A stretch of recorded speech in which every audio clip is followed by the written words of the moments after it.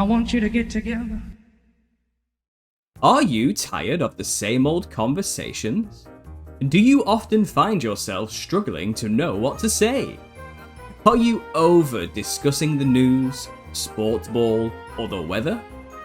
It's time to put boring discussions behind you by leaving a copy of The Nephilim Look Like Clowns on your coffee table, your toilet, your local library, mother's car, boss's office desk, or that person you really likes bed instead. What the hell is this? Oh, that? Why, it's just a book about how the modern costume of a clown is a caricature of ancient giants and modern demons. Stay away from my children. This is a conversation you can't wait to have. My family used to think I was crazy, but thanks to The Nephilim Look Like Clowns, they know I'm crazy. The Nephilim looks like clowns. It's no laughing matter.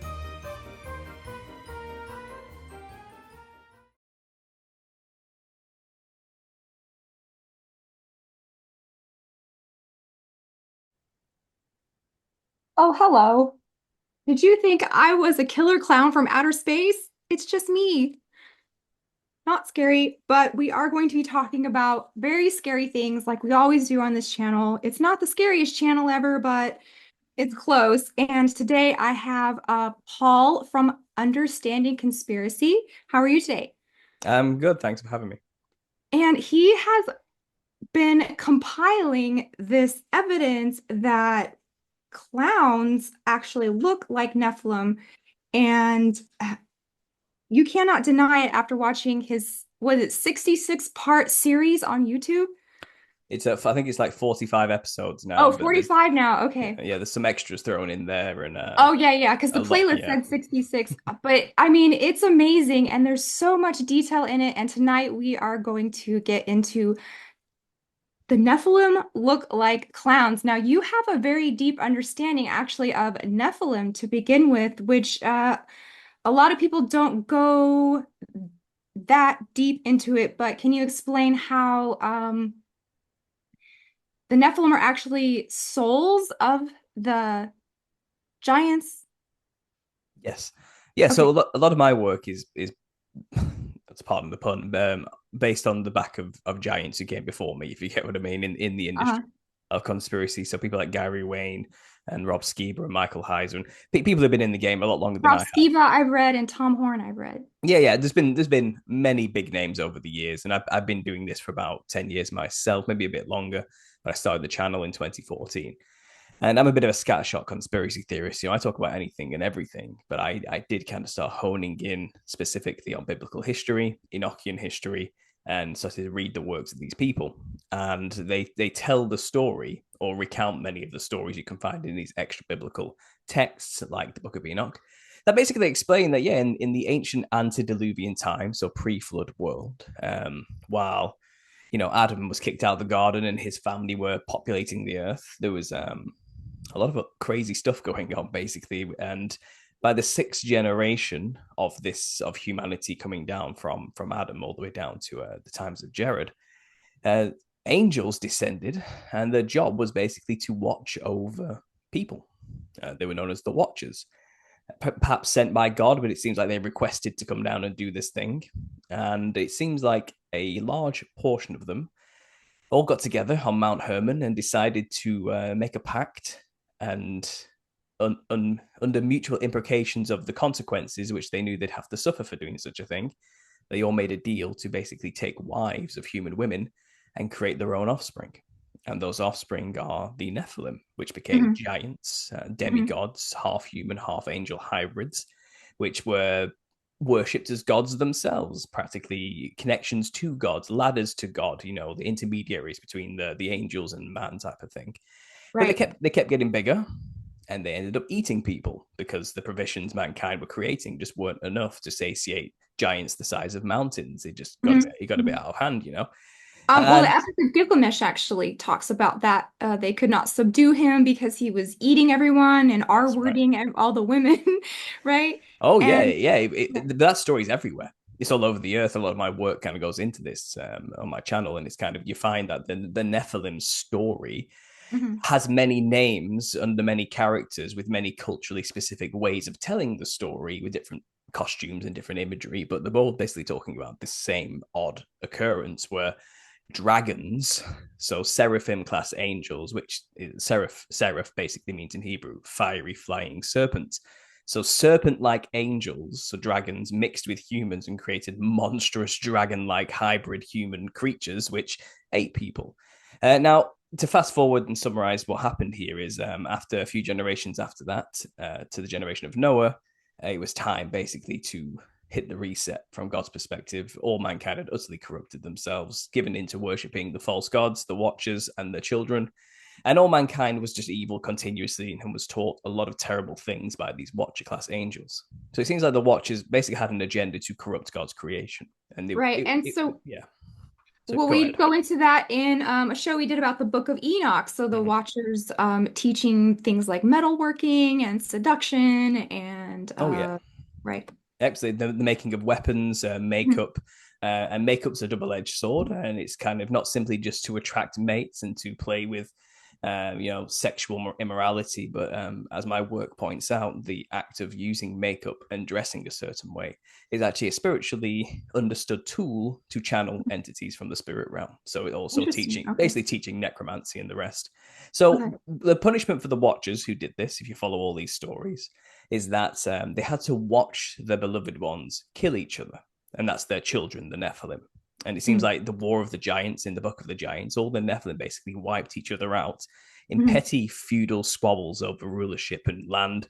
They were very prideful creatures, and they basically thought they should be the only gods on earth, so started killing each other. And the angels had to watch this. And then the angels were bound in chains in Tartarus until the final judgment at Armageddon. But after that, there was like a time period of maybe 250 years before the flood came, where the giants were all gone. But it seems like the giants' children and their children's children were still around. So these are the Nephil, the Eliud, and the Elio. They're like lesser, smaller, 1/8 angel, 1/16 angel hybrids, human hybrids. And it seems like some of the angels didn't mate with human women, so didn't suffer the consequences and didn't get chained, but they were still in rebellion. So they decided, okay, so we're not going to have sex with people again, but instead let's teach mankind how to corrupt their own DNA. And this is what's called in the Book of Jared as the mixing of kinds. And it's also mentioned in the Book of Giants as well, that they basically just slapped a bunch of animals together and created monsters, hybrid chimeras. Yeah, exactly. Right, chimeras. Tex Mars, he's a classic. He would talk about those things. That's it. And that was the time. Chimeras and spiders in space. Exactly. And that was happening just before the flood. So that's what it's explained. And humanity was mixing themselves with animals too. So that's where you get centaurs, werewolves, fishermen, mermaids, sirens, half horse, half human, half bull, half fish, half human, whatever you want to mix together. Spider-Men, Mothmen, name a cryptid. That's where they were all created, it seems. Bigfoot. Yeah. Dogman. We love all that stuff. Late at night, we put on like stupid, silly, like spooky videos and stuff, like unsolved mysteries and like things that you could never even, what even is that thing crawling around? But well, biblically, there is an explanation. There was a time when mankind was taught the knowledge to genetically engineer themselves to be half human animal hybrids. And they basically became mutants. Or to name a comic book, they are X-Men. They used to be men, but now they're something else. And it seems like we talked about X-Men last week. Yeah, but if you think about it, if a flood's on its way, and you see Noah over there building this boat, telling everybody, "Repent, God's going to send judgment. The rain's coming," and a lot of people are like, "Well, he seems like he's well clued in, but I don't really want to give up all my power." And maybe I'll just give myself gills instead. Maybe I can survive a flood, So that seems to be what a lot of the choices people were making, was to corrupt themselves to try and be hardier, stronger, and more able to survive something like a global deluge. If you can hibernate for long periods of time, like a bear underground, then you may not suffer the consequences of everything on the dry land getting destroyed. If you have the fins of a fish or the gills of a fish, a flood's not really much of a problem, So it seems like that was happening, and the flood came, and somehow they made it afterwards. So I'll give you some explanations of how that could have happened. If you don't want to go that far, because it could be considered blasphemous to a lot of Christians to think the flood didn't do its job, other than destroying all the infrastructure of the Nephilim, Well, the it buildings, the said they kingdoms. survived. I mean, it said there's giants and then after, right? Exactly. But Okay. I have many theories in my book. I explain in the first 10 chapters this biblical history narrative. I'm summarizing very quickly here for time, but over the 10 chapters, I give many theories on how that happened. Now, there's many ways they could have come afterwards, and I've just given you a couple there. Another one could simply be the knowledge was maintained somehow. The Book of Enoch talks about tablets being kept in vaults underground. It's possible Nimrod rediscovered the vaults when he was building his Tower of Babel and making his own kingdom, and found the knowledge and learnt how to make mutants again and how to resurrect the Nephilim, or maybe get in touch with angels and have a second incursion type thing going on. Who knows? But we know they did come after the flood. Now, it makes it very clear in the Book of Enoch when a Nephilim dies, its spirit wanders the earth and it's stuck here, and they become unclean spirits or demons. It's unclear whether or not people who have done the genetic engineering thing also suffer the same fate by virtue of corrupting their body and their soul. Maybe they're also stuck on the other side and are what we define as demons. But we do know for certain the half angel, half human hybrids, the original OG, official Nephilim, not these faux petty Nephilim humans who did it to themselves. Literally. Inferior Nephilims. Yeah, not the fake ones, not the humans trying to be like Nephilim, but the original Nephilim. We know 100% they are what we call demons today. Here on Earth, just behind a veil we can't perceive. They never left the Earth. They are still there. And as we'll get into today, they look like clowns when they were wandering the Earth, and they look like jesters in the spirit realm today. Well, just explain that a little bit, because so you're saying that records describe them as having pale skin, bright red hair, the big red mouth. You're explaining that's from, blood and cannibalism, and that's how they're depicted. Oh, yeah. And this might explain why, we have this universal distaste for clowns. Like, nobody likes them, but somehow they're here. And well, let me just show you what I got real quick, and then we can talk about all of the clowns and the demonic things that you've sussed out. So we were talking about Beyonce on Sam Tripoli, and I forgot that maybe you can add this to your knowledge repertoire about clowns, but this is from a video promotion that Beyonce did back maybe like 10 years ago for her tour, where it was like a royal theme. The aesthetic was that she is the queen, but in this like vignette that they made about her coming to London, they show this evil jester. So they put a crown on her, they put all the vestments on her, she's coming out regal. They forget the skirt for some reason, even though it has the structure of a skirt.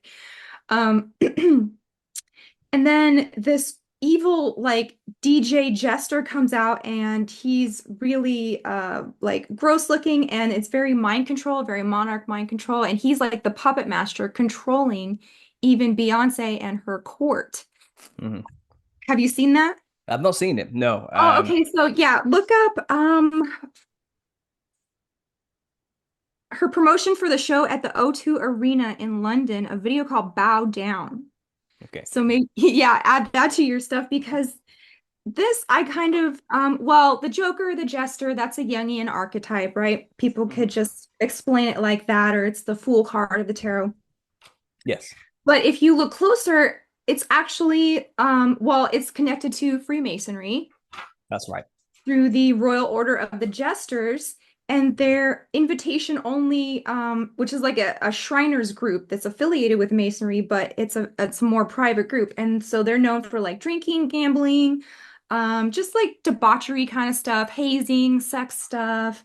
But they've also kind of gotten in trouble in the past, or been suspected of worse things like, human TRAFF and stuff like that. So he is also connected to well, he said the part of their oath in the Royal Order of the Jesters, it says, I am a jester. What I see here, what I hear here, shall stay here when I leave here. And then they have another motto, mirth is king. And they do this performance, which is a ritual called the Book of the Play. and they actually bow down to call a King Momus. Have you heard of that guy? Mm-hmm. Okay. So Momus was like cast out of heaven for being a trickster of the gods. And then they also have this mascot called the Billiken. And this is so weird and creepy.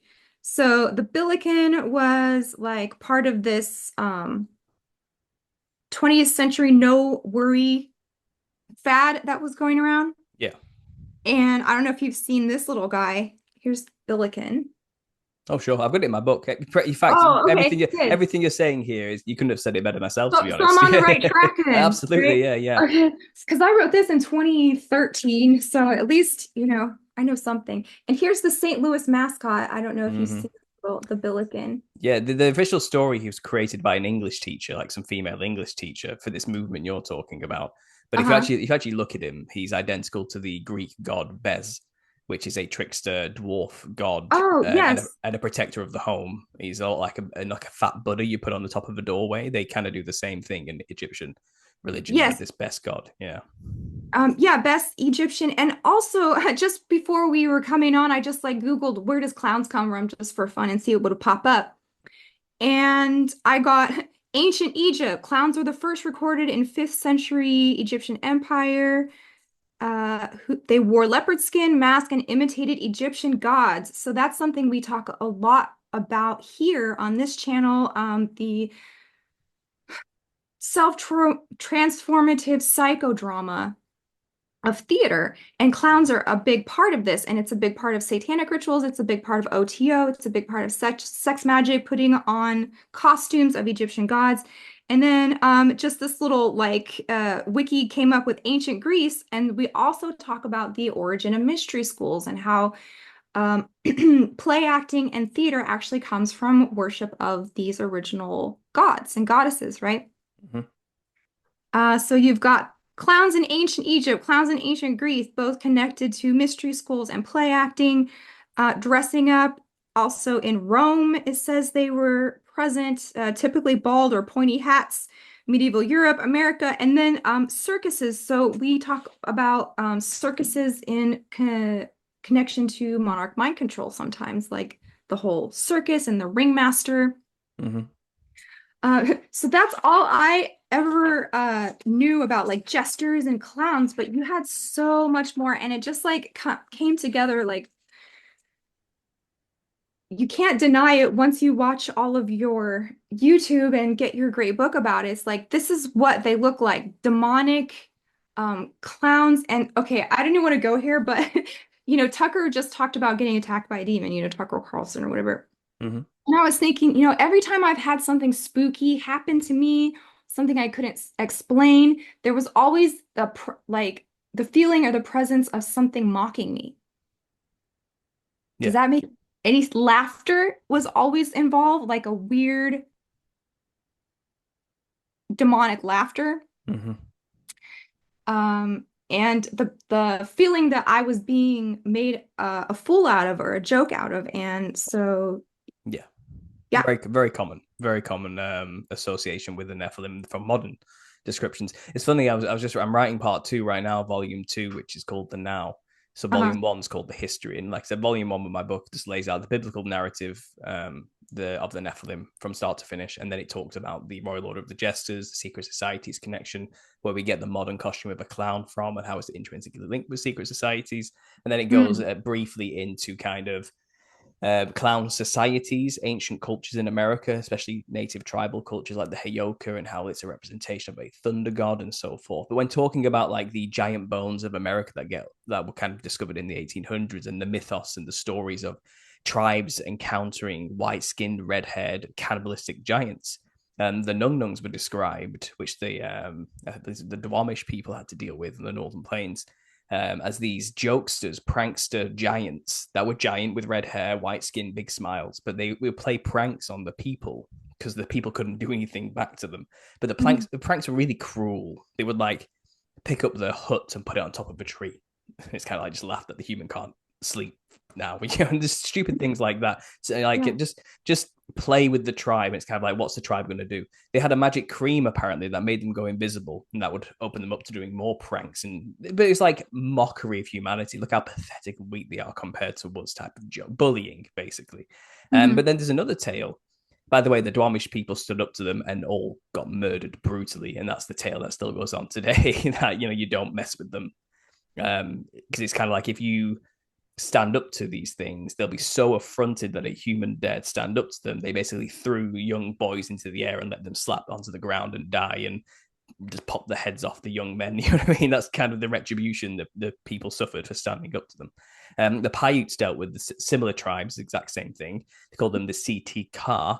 And the city car, which had the same description, were basically driven underground into a cave, and then the entrance to the cave was blocked and set fire to kill them and smoke them out. But the cave was empty by the time they actually checked. So clearly they're living underground or something in America. But there's another tale from the Inuit culture, and I've just done this one because I'm going through that now in my second book. And they have a demon, which is withered, pale, crooked, long fingers, long limbs, big horrible smile. It's called the Mahaha. It actually has Mahaha, yeah. Inuit Mahaha. I'm gonna look it up right now. Yeah, and apparently this thing has a horrible laugh. It giggles when it hunts people, and it tickles them to death. It's some of the things it talks about, but it's basically a horrible. Did you just say tickles them to death? It's stories of it tickling people to death, yeah, with its long, horrible, sharp, jagged fingers while giggling. Now imagine a clown-looking monster tickling you to death with the No, check it out, because that's my reoccurring childhood nightmare. Well, there you go. A laughing, gross mask that tickles me till I can't breathe, and I like wake up. I haven't had that dream in like 30 years, but I would have it a lot, like probably several times a week, and I was terrified of being tickled and touched, and of Halloween masks, because the mask was going to tickle me to death. Yeah, well, they have a whole mythos of demons. The shamans of those cultures work with demons for power, and they channel them. Mahaha, is it? That's one example, of a creepy-looking Mahaha, a long-limbed, creepy creature with a big smile that giggles, yeah. But this is one demon of many. There's many forms, these things. They have their own giant mythos in Inuit. And by Inuit, that covers a broad land, by the way. We're talking Siberia, northern Canada, Alaska, the circle at the top, And they have a lot of horrible, grotesque masks to represent these demons. Shamans channel these demons for power, and they'll tell you that's what they're doing. And they also have a giant mythos called the Tunits, which are basically the offspring of frost giants from the north mating with human women and creating the Dorset culture, which are these giants. And the Dorset men could sling walruses over their shoulder like it was nothing. You know what I mean? They were monstrous giant things. And I think the mythos is that the Inuit moved into the lands, killed the giants, and those spirits became the demons that they deal with today. That seems to be what I figured out, and that's the mythos pretty much everywhere else. But that's interesting. You talk about this jokes to attitude the demons seem to have. It seems to be a running theme throughout most cultures I look into. They always have this big, grotesque, wide smile with bulging eyes, and they have this attitude of mockery behind them. And demons are infamous for being like that, and the clown is the embodiment of that. Mockery at the expense of others. Unless you're talking about the more modern, silly clowns, where it's the fool and the idiot. They were the ones with the big red noses and the silly floppy hats and stuff. That's more of a modern iteration. But the original clown from the 1800s. So this is the one that all modern clowns are kind of based off of today in the Western culture. And that was actually introduced quite strangely in 1799. So at this time, there was quite a up-and-coming actor called Joseph Grimaldi. Now, Grimaldi had always been in the theatre, born and raised in it through his own father, who was an Italian actor as well. And he kind of married into the industry. He married the daughter of the guy who runs the theatre. So Richard Hughes has a daughter called Marie, and he married her. And she basically died at childbirth. It was really a sad time for this actor, Joseph Grimaldi. He lost his wife and his child.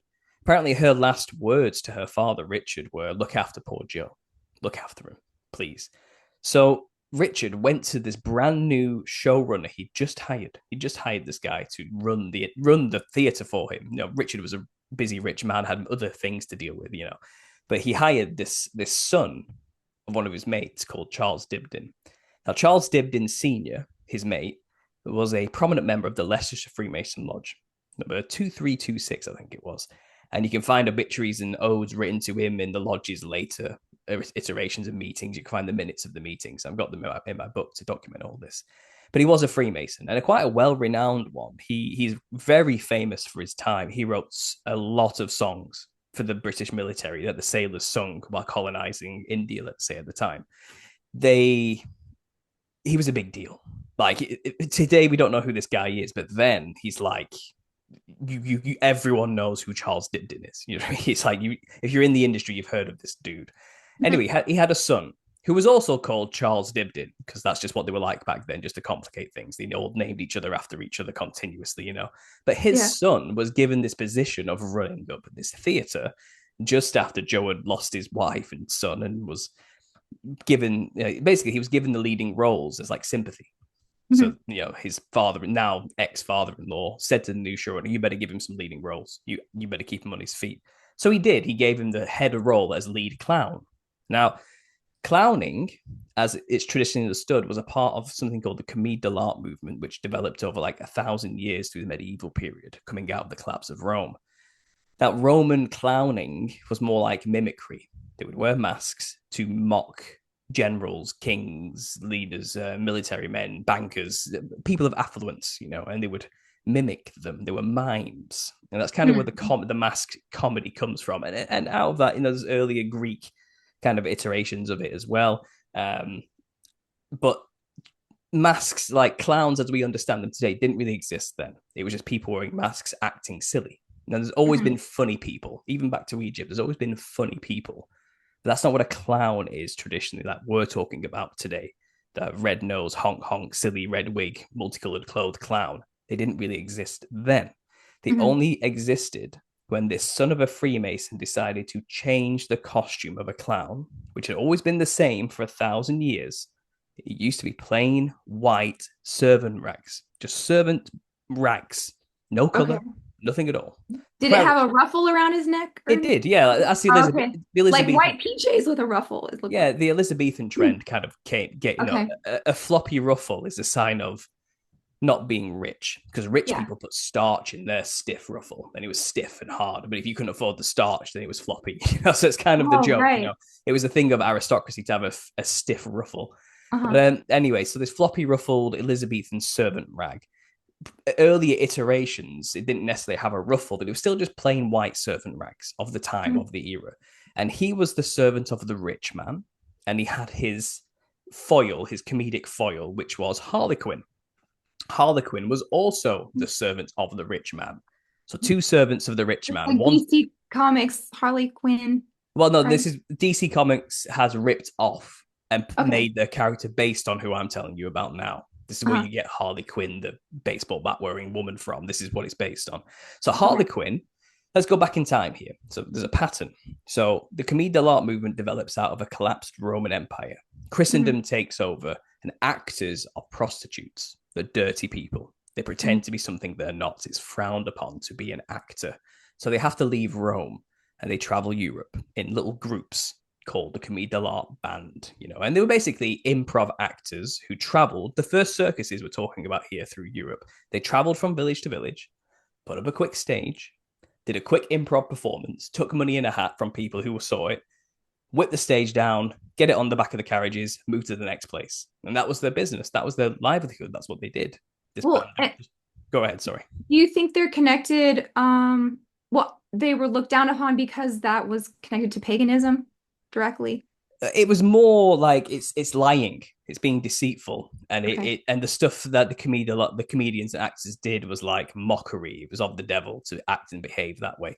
At the time, being an actor was on par socially, like being a prostitute. You're for sale. You'll pretend to be anything for money. You know what I mean? It's kind of it's just frowned upon at the culture at the time.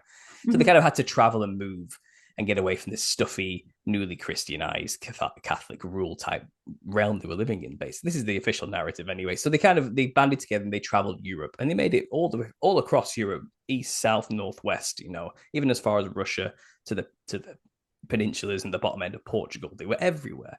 And they did it for 1,000 years, and they developed their art and their craft, and they had what were called stock characters. And a stock character basically just represents something anyone could recognize, no matter where you're from. So everyone knows what a soldier is. Everyone knows what a rich man is. Everyone a princess. knows, basic characters that everyone would know. Because they're going to different countries with different languages and different cultures, but they had these things called stock characters. And they were all clowns. If you want to say a clown is just someone who's a comedian or a funny character, they were all funny characters. That's the point, and it was a comedy show. And clown kind of developed out of being this servant, and he was called Pedrolino in the Italian tradition. And Britain called him a clown when it got to Britain finally and became popular there, because it's just a colloquial term for like clodhopper or fool. And so it just changed, because out of the two servants, Harlequin and Pedrolino was the slow to get the point dimwit fool.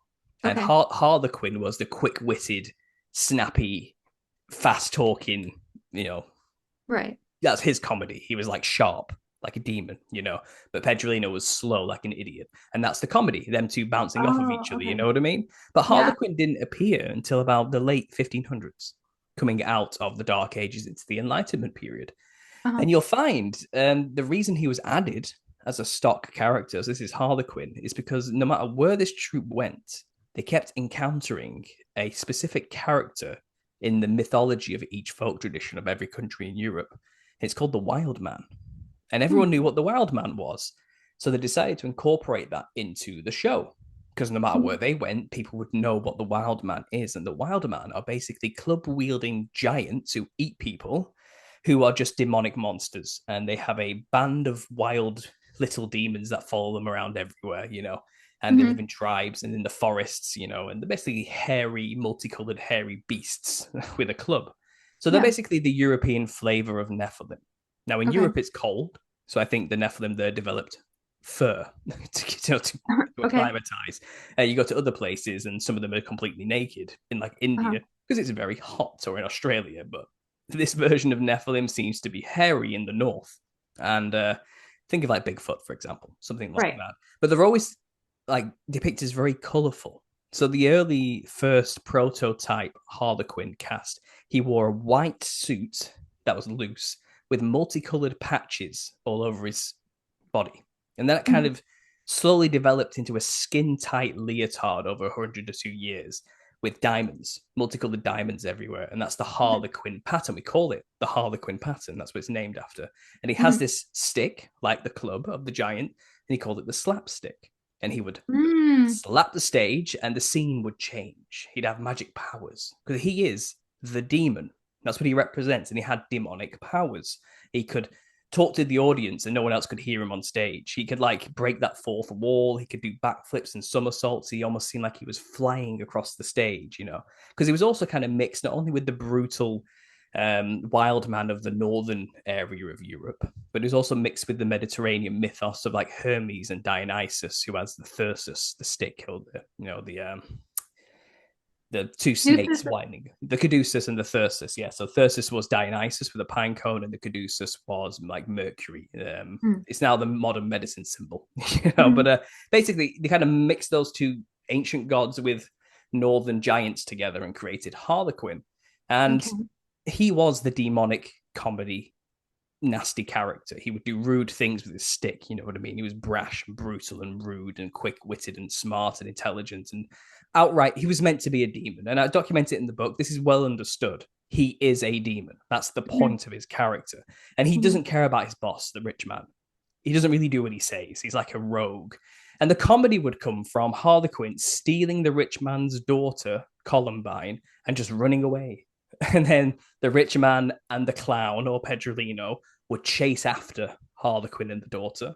And then it'd be like a Looney Tunes mad chase scene for like an hour. But ridiculous things happen to each other, and then they'd suddenly just magically be healed for the next scene and do more funny stuff. It was like just ridiculous stuff. But that was the comedy. That was the show. And it never really changed for like 300 years. But for some reason, in 1799, in the British version of what we call pantomime, which is their version of this son of a Freemason decided to change the costume of Pedrolino, the clown. from plain white to multicolored, insane frills and patterns. It was just odd. It was such an odd change. But when you look at it, you've noticed that Harlequin, by like the 18th century, wasn't really as witty as he used to be. He wasn't really as demonic as he used to be. He seemed a bit more fancy, a bit of a fancy romantic, a hopeless romantic, a doting, lovesick fool. And the British clown was kind of taking over as the role of the quick-witted demon. So they gave a costume change and basically made the clown similar to Harlequin in costume design. But this time, the costume design is modeled after Indian demons instead. So not the European flavor, which Harlequin was. It seems like, and I only know this through my own research. East Indian, right? Not Native American. No, yeah, the continent of India. Yeah, okay. let's say that. Yeah, no, we're not talking about. Because I did want to circle back when you're done explaining that and talk about it, and that's Native American. So yeah, we can get into that, and there is reasonings for that, so we'll get into that. Right. But just to finalize the story of where the modern costume of a clown comes from, it comes out of this old tradition, the Commedia dell'arte, and a Freemason's son made the costume change in the 1799, the 1800s, and we know it's modeled after an Indian Rakshasa demon because Charles Dibdin Sr. was always moving back and forth to India. His brother Thomas was a member of the East India Company. He was. Is that like something like that? That's a Rakshasa demon. Yeah. Okay. That's one example. That looks like a clown. That's one example of a Rakshasa. If you type in Rakshasa Thailand temple, just type that in. Okay. With an R? Just Rakshasa, as it sounds. Rakshsa, Rakshasa with an SA at the end, another SA, and just Thailand temple. And you'll find that this is their slightly different artistic flavor and style. And it's these ones specifically, the modern costume of a clown was first based upon. And well, you can see it. It's a very visual thing I'm talking about here. And obviously on the video, I do kind of show this. That's why I recommend your YouTube series because we're not doing it justice, but and we don't have enough time. But that's one example. Yeah, perfect. So on temples, you got a lot of smaller versions of them with their arms up and they're holding up the pillars like this. And you may see many examples of that if you just type in Rakshasa Thailand temple demon or something like that. You'll find one of them will come up eventually, and it looks like there's loads of them in a row, and they're all holding up their arms, and they're all holding up the temple. Mm-hmm. You got it, yeah. Like that. Perfect. So that right there is exactly what Joseph Grimaldi's first brand new costume for his leading role was dressed in. He was dressed in that costume. So if you type in Joseph Grimaldi, and you will see the picture. He's doing a handstand. And he's looking up, smiling. It's a drawing, and he's doing a handstand. Okay. Joseph Grimaldi images. I don't see a handstand, but I see like this guy. Yeah, so there he is in his later, older years. So can I share the screen with you? I can probably show you quickly myself. To be honest. If you know how, I'm so bad at this. But if you know what you're doing, please. Yeah, I can definitely do this. Just give me a second. Let me get my folder up so I'm not just clicking get air. So desktop, and I've got. Let's go to. So is this also connected to like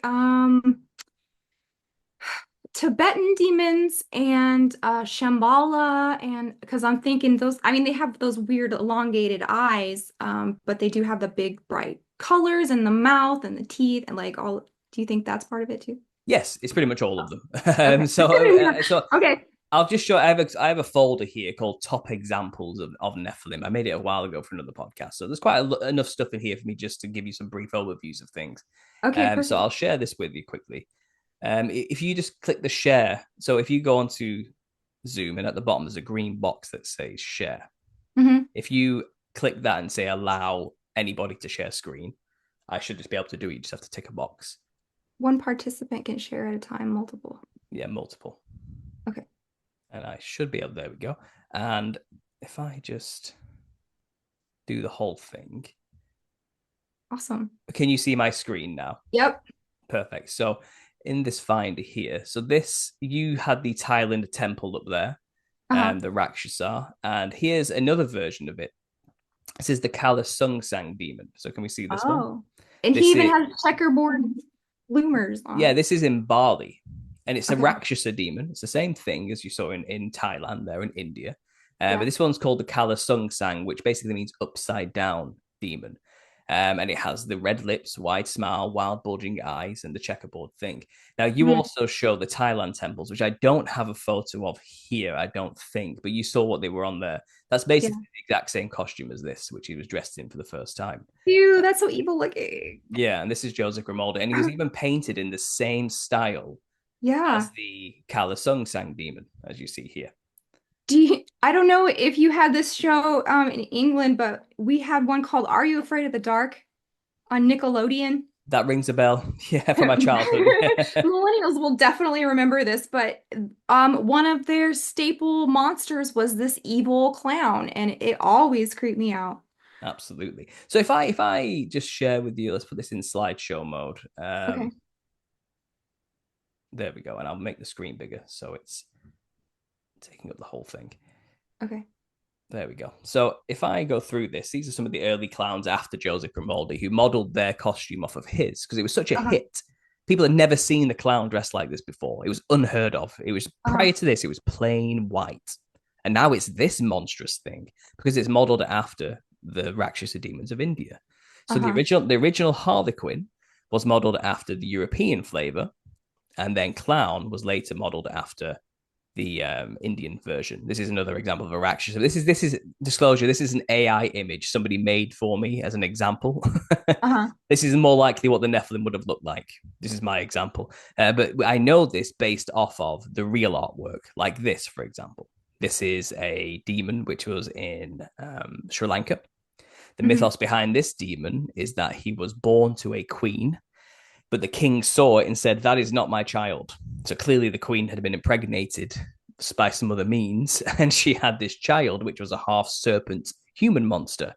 And he basically rejected the queen and the child being born ate the mother's dead body because they were kind of thrown into a pit. And he came out of the pit as he got older after feasting on dead bodies and came out and basically cannibalized and destroyed the entire kingdom as revenge for his father for rejecting him. But it was never his father to begin with. This is clearly the product of a fallen angel mixing with a human woman to try and legitimately insert through the kingship, through the lineage of bloodlines, their own offspring. But it obviously went terribly wrong. And this thing is always depicted holding two people in its hands and a bunch of snacks. Yeah, basically eating it with this giant grin and bulging eyes and serpents for hair. Here we have the fighter Con, which is I think is it Taiwan? It's Taiwan, I think. And they have this, it's basically the Day of the Dead festival. It's their version. These represent the ghosts of the dead. Ghosts. It looks like Ghostface from Scream. Disembodied spirits, and they have big, horrible smiles with these clown-like complexions. This is in Spain. This is one of their traditions. This is Red Nose Day, a tradition we do every year in the West. And you have to wonder why when you start thinking about this theory now. They say it's to raise money for kids and people dying children in Africa, but I'm starting to think it's maybe a ritual of some kind. And this is in Africa. This is a mating ritual. The men take a lot of drugs, stand in a line and chatter their teeth and make their eyes really wide. So they're trying to give a wide smile and big bulging eyes with this red tasseled head look and this clownish look because they're trying to emulate something that they consider a beauty standard. And this is to attract women. You've got the dragon face changes of China. This is another Raksha mask from Sri Lanka. This is what a human dragon hybrid would look like. These are the Nephilim. And this is what the clowns are based on. So this is a very special one. This is actually in the Kimberley region of Australia. So this is called a Wangina. Now, a Wangina is the offspring of the rainbow serpents. And the rainbow serpents sent their children down to teach mankind how to build things. So these are the Nephilim. These are the offspring of fiery, multicolored dragons. And they look like clowns. This is a clown. This is an ancient depiction of an ancient entity from Australia. Mhm. Why does it literally have pom-poms on its chest, a multicolored polka dot clothing? Right. It has a white ruffle. It has a red afro. Okay. It almost looks like if you put a gray alien with a clown. That's what you could Exactly. Well, get. it's actually an owl. They're linked intrinsically with Yeah, owls as well. he looks Very, like this very one. odd. But then if we go over, so you have this depiction here, and these are painted all over the rock walls of these caves in the Kimberley region. You see hundreds of depictions of these Wanginas. But then if you go over to Greece, they have their own mythology of something called a gorgon. Now, a gorgon is the Morgan, that's from Stranger Things. well, yeah, yeah, I guess so. Yeah, and I guess it's named after this ancient mythos. But a gorgon is Medusa. Medusa was a gorgon, Oh, quite famously, and she's always depicted as like a snake-haired green snake woman. But that's actually a very modern, bastardized image. That's not actually what she looked like at all. It's a very modern reinterpretation. What she looked like was a lot like a Wangina. Pale white skin, like a Rakshasa, big grin with the bulging thing, tongue sticking out, and red hair with white skin. This is what Medusa looked like. Oh. And Medusa, like this here. Whoa, that is like exactly like a clown.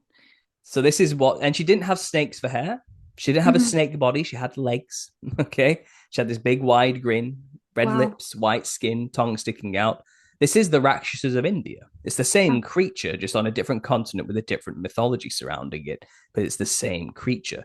Reminds me of Kali too. Yeah, well, exactly. Yeah, exactly. You see, this is what I do. You see a similar thread across all cultures. They all encountered this same creature with these specific aesthetics.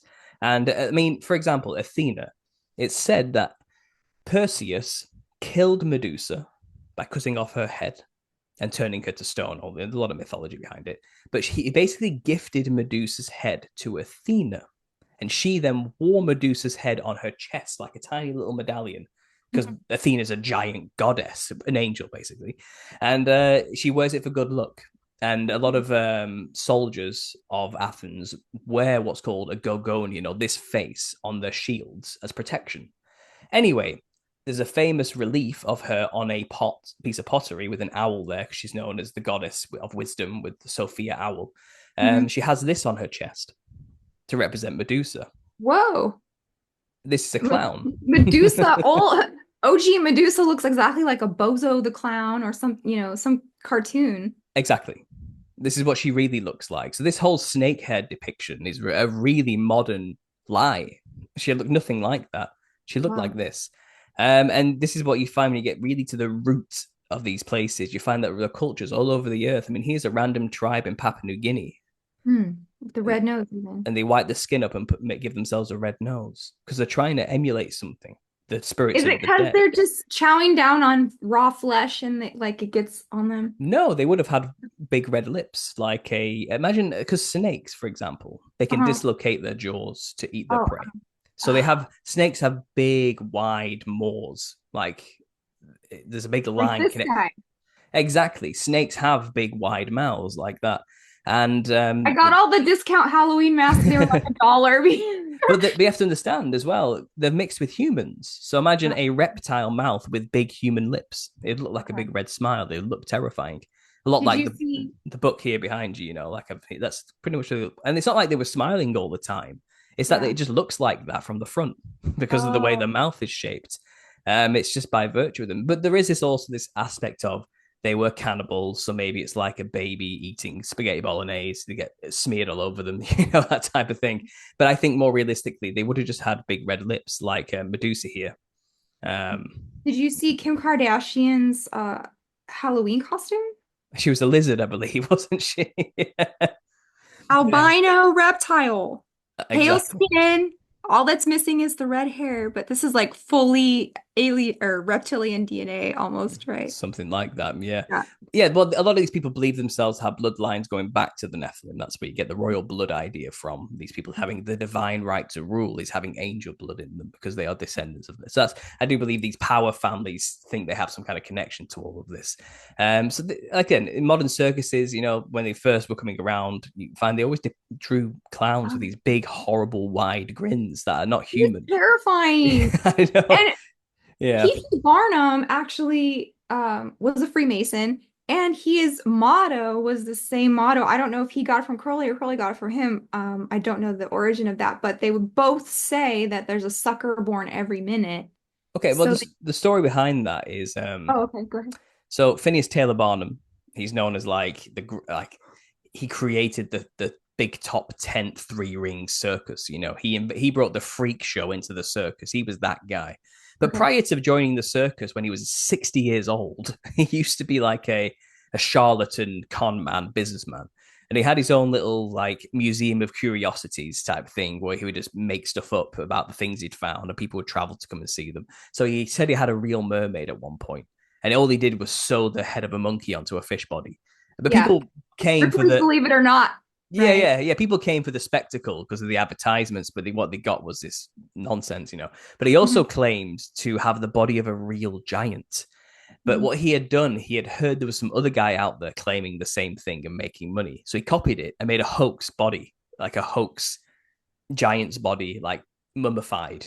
And then he said, I've got a real giant, come and see it. But the guy who had supposedly the real body tried to sue P.T. Barnum for stealing his business. Hmm. Right. So Phineas Taylor Barnum had the hoax body, and he got the Ah. inspiration from hearing about this guy who supposedly had a real giant's body. But so the whole thing was so ridiculous that apparently the prosecutor said there's a sucker born every minute. The judge threw the whole case out. He didn't even want to deal with it. He's like, this is just absolutely insanity. Like, what am I even dealing with here? You know what I mean? It's one Yeah. of those type Yeah. of things. But I think it was quite I don't famous. got time for this. Yeah. I'm I too think old for this. yeah, I think it was the prosecutor who said that famous phrase, there's a sucker Okay. born every minute, to Well, I know describe this Crowley said it situation. too. Yeah. Probably got it from this whole situation, to be honest. And P.T. Barnum is quite infamous. Like I said, he was a bad person. He was not a good person. Really? His history is terrible. He is a terrible human being who exploits people for money and power. And he's also a member of the Oddfellows, funnily enough, a Freemasonic offshoot whose symbol, coincidentally, is three interlocking rings. And P.T. Barnum invented the Oh, three-ringed circus. So right. there you go. And if you don't know, Oddfellows also go on to be a lot of funeral directors. So they're working. And presidents and generals and prime ministers and actors. Charlie Yeah. Chaplin was a member as well. Yeah, they have incredibly powerful members in that fraternity and organization. World leaders, kings. King George IV was a member. It's Oh, really wow. odd, like kings and prime ministers and senate members and leaders of countries are members, but also actors and Mhm. entertainers. It's a really odd mix of people. Maybe there's no real difference between somebody playing the role of the president or playing the role of somebody on stage. You know, maybe they're all actors and that's why they're part of the same guild.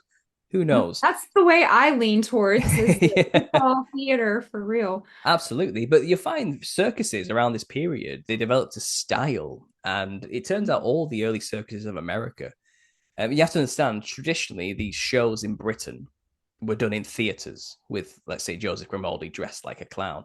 In Mhm. America, they couldn't be stationary. There was no business for it. They had to travel. So the railroads were being laid and they were traveling up and down the country with traveling circuses. Stationary theaters kept burning down for some reason, and they just weren't. Once the villagers seen the show, they don't really want to go again. You know what I mean? So they always had to move to keep business going. So they Right. invented the big top tent and they worked together and kind of made up this whole thing. But you find they were all run by Freemasons, every last one of them. And it's like Uh-huh. 10 circuses led by Freemasons all came together at once and put on a giant, massive spectacle with like 1,000 cast members. And they called this show King Solomon and the Queen of Sheba because Freemasons are Well, obsessed isn't with that Freemasonic right there? yeah, exactly. They're obsessed with King Yeah. Solomon, aren't they? And building his temple, you know, and they have this giant show put on. And Mhm. you'll find when you actually break down a circus and its symbolism. So remember, every costume for this show was created by the same companies. Henderson Arms Company, they don't exist anymore, but they made all the aprons and costumes and medallions for Freemasonic rituals and lodges.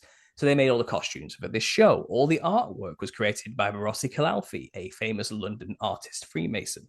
Everything was Freemasonic led and run. All the circuses were Freemasonic.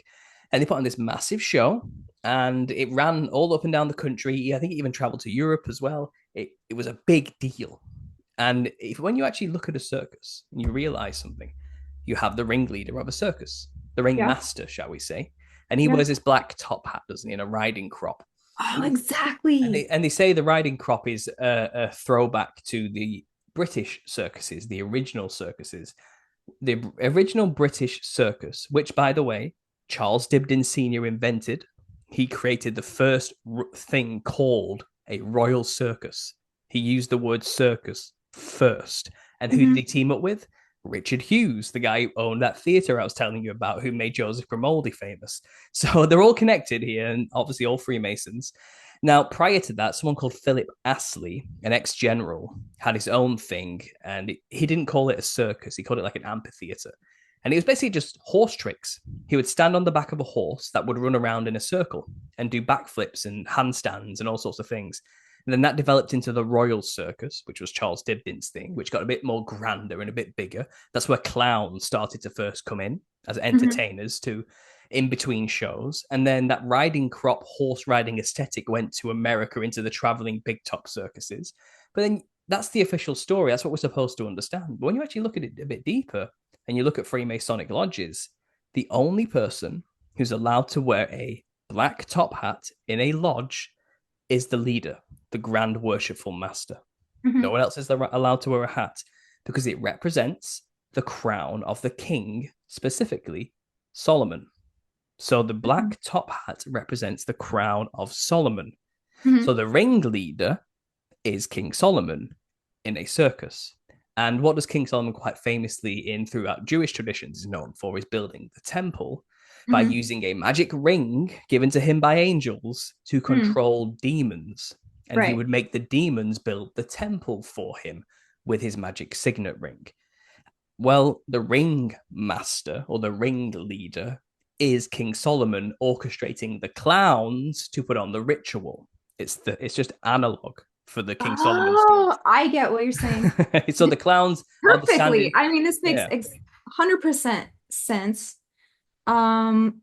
The ring master also in monarch mind control is, can be the handler, right? Yeah. He's the shaman. He is a shaman of the modern age. And you'll find a lot through my books as well. My research, you find these folk traditions. First of all, they have the representations of demons. But then they also, every folk tradition has a shaman who channels them. And traditionally, a lot of these shamans wear hats, big brimmed hats. It's very common, a very common motif. So it's kind of, it's a tool. It's a funneling energy channeling tool of some kind. The Hat Man is quite an infamous demon as well in the shadow people realm. People encounter the Hat Man. Yeah, you should look into that one. That's terrifying. He's one of the spooky videos that we come across. So if you take too much Benadryl, you will see Hat Man. Yes, right? I interviewed the guy who made that video. Oh, really? Cryptic Candy, yeah. I saw the same thing and I was blown away because it ties in a lot with my research. It's called Ariel, the land where you go when you take too much Benadryl. Basically, it's the realm of the Hat Man. He runs the whole show and he has his shadow demons with him. But shadow entities and the Hat Man, ringleader of the shadow entities, is a very old tale for most of the paranormal community, way before the Benadryl stuff even broke. And I think you've noticed all the shamans dressed like the Hat Man, basically. So maybe it has something to do with channeling and orchestrating rituals that bring demons forward, summon the Nephilim in some way. And not only that, but dressing like demons also seems to channel them in some way. So it's all kind of ancient witchcraft through and through. I mean, you have a famous example of the Hat Man channeling shaman is Baron Samedi from the Haitian Vodou culture. And he obviously has the snake around him with the black top hat, and he always has a cigar in his mouth and he's drinking rum. He's the worshipful master of the lodge on the other side, they say. Yes. Yeah, well, you find Haitian Vodou culture is a mashup of Vodun from West Africa kind of animistic shamanism, we'll call it, mixed with French Catholicism and French Freemasonry, all kind of mashed together into one thing. So you find a Vodou culture uses a lot of Freemason symbols in their sigils while summoning demons, and they chalk the face up, white the face up, do these chants and dress in a certain way to let the spirits in their body. And that's the general trend for all these cultures all around the earth. Here's India, for example. They're trying to channel one of their primordial gods. Here is in Portugal, they call this the Kratos, and they say these are demons. We're dressing like demons, and the Western cultures have this weird view. They kind of believe they're dressing this way to scare away bad spirits for winter. But all these other cultures, like this one, they dress this way to let the demon in their body. Now, they can't both be right. What are you doing? Are you scaring them away? Or are you letting them in your body when you dress this way? Right. I'm going to go with the older culture. You're letting them in. You're letting them in. You're not scaring them away. Here's another African example. This is the cookery of Bulgaria. This is the wild man I was telling you about earlier that they're trying to represent here. They have the party hat with the pom-poms, quite a common look there. They're representing demons here, winter demons. So across all these cultures, their representation of an evil spirit or a demon looks exactly like Bozo the clown. Something like a clown. Something like that. They have clown aesthetics. They have similar features to what we have designed in the West, which we call a clown. But the clown in the West, we have to understand, it is an amalgamation. It's a caricature of Nephilim features. So they've looked at all these other cultures around the earth, and they've made our own version of their costumes. We call it a clown. We're supposed to believe it's a bit of fun for the kids, but the occultists who made this costume know it's a tool for channeling demons. We're not supposed to know that. It's hidden. It's hidden. Right. Occult. It's an occult method of channeling demons publicly without the public realizing it.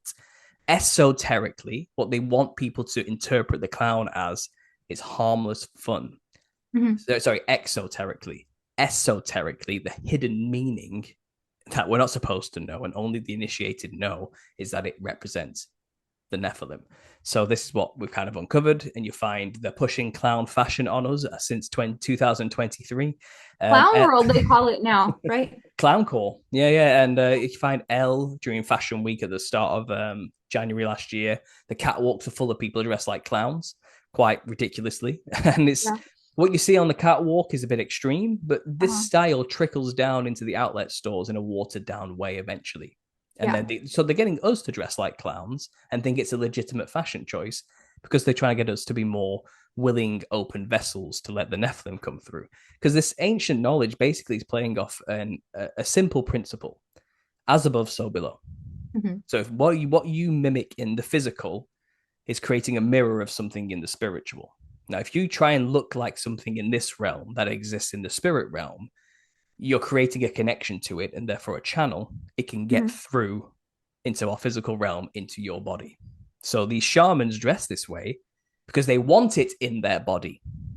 They're doing it saying, possess me. I want stuff. I want knowledge. I want power. I want information. I want to be able to be stabbed and not bleed, all these type of things. If you come in my body and give me these powers, I will give you blood, meat, alcohol, smoking, whatever your vice is, demon, I will give it to you. I will drink those things and eat these things because you can experience that through my body, through my senses. This is what possession is all about, and it's kind of, that's the deal. It's a transactional deal, so this is what these tribes do it for. Here's the Mudmen of Papua New Guinea again. Back to the fighter Khan, their examples. Look at that big Joker grin right there. And these are representing the spirits of the dead. Here's an old mask of the Rakshasa demons of Sri Lanka. Here's the Rangda, the demon queen of Sri Lanka, with the tongue sticking out, long fingers. This is a lot like the Mahaha we were talking about in the Inuit culture there. She has similar aesthetics. And here's the Shriners. So this is a Freemasonic offshoot. Yep. Look at that. They all have a clown sect. Every Shriner organization in America have a section within each shrine that have to dress like a clown. And they go and entertain dying children in hospitals. How nice of them, right?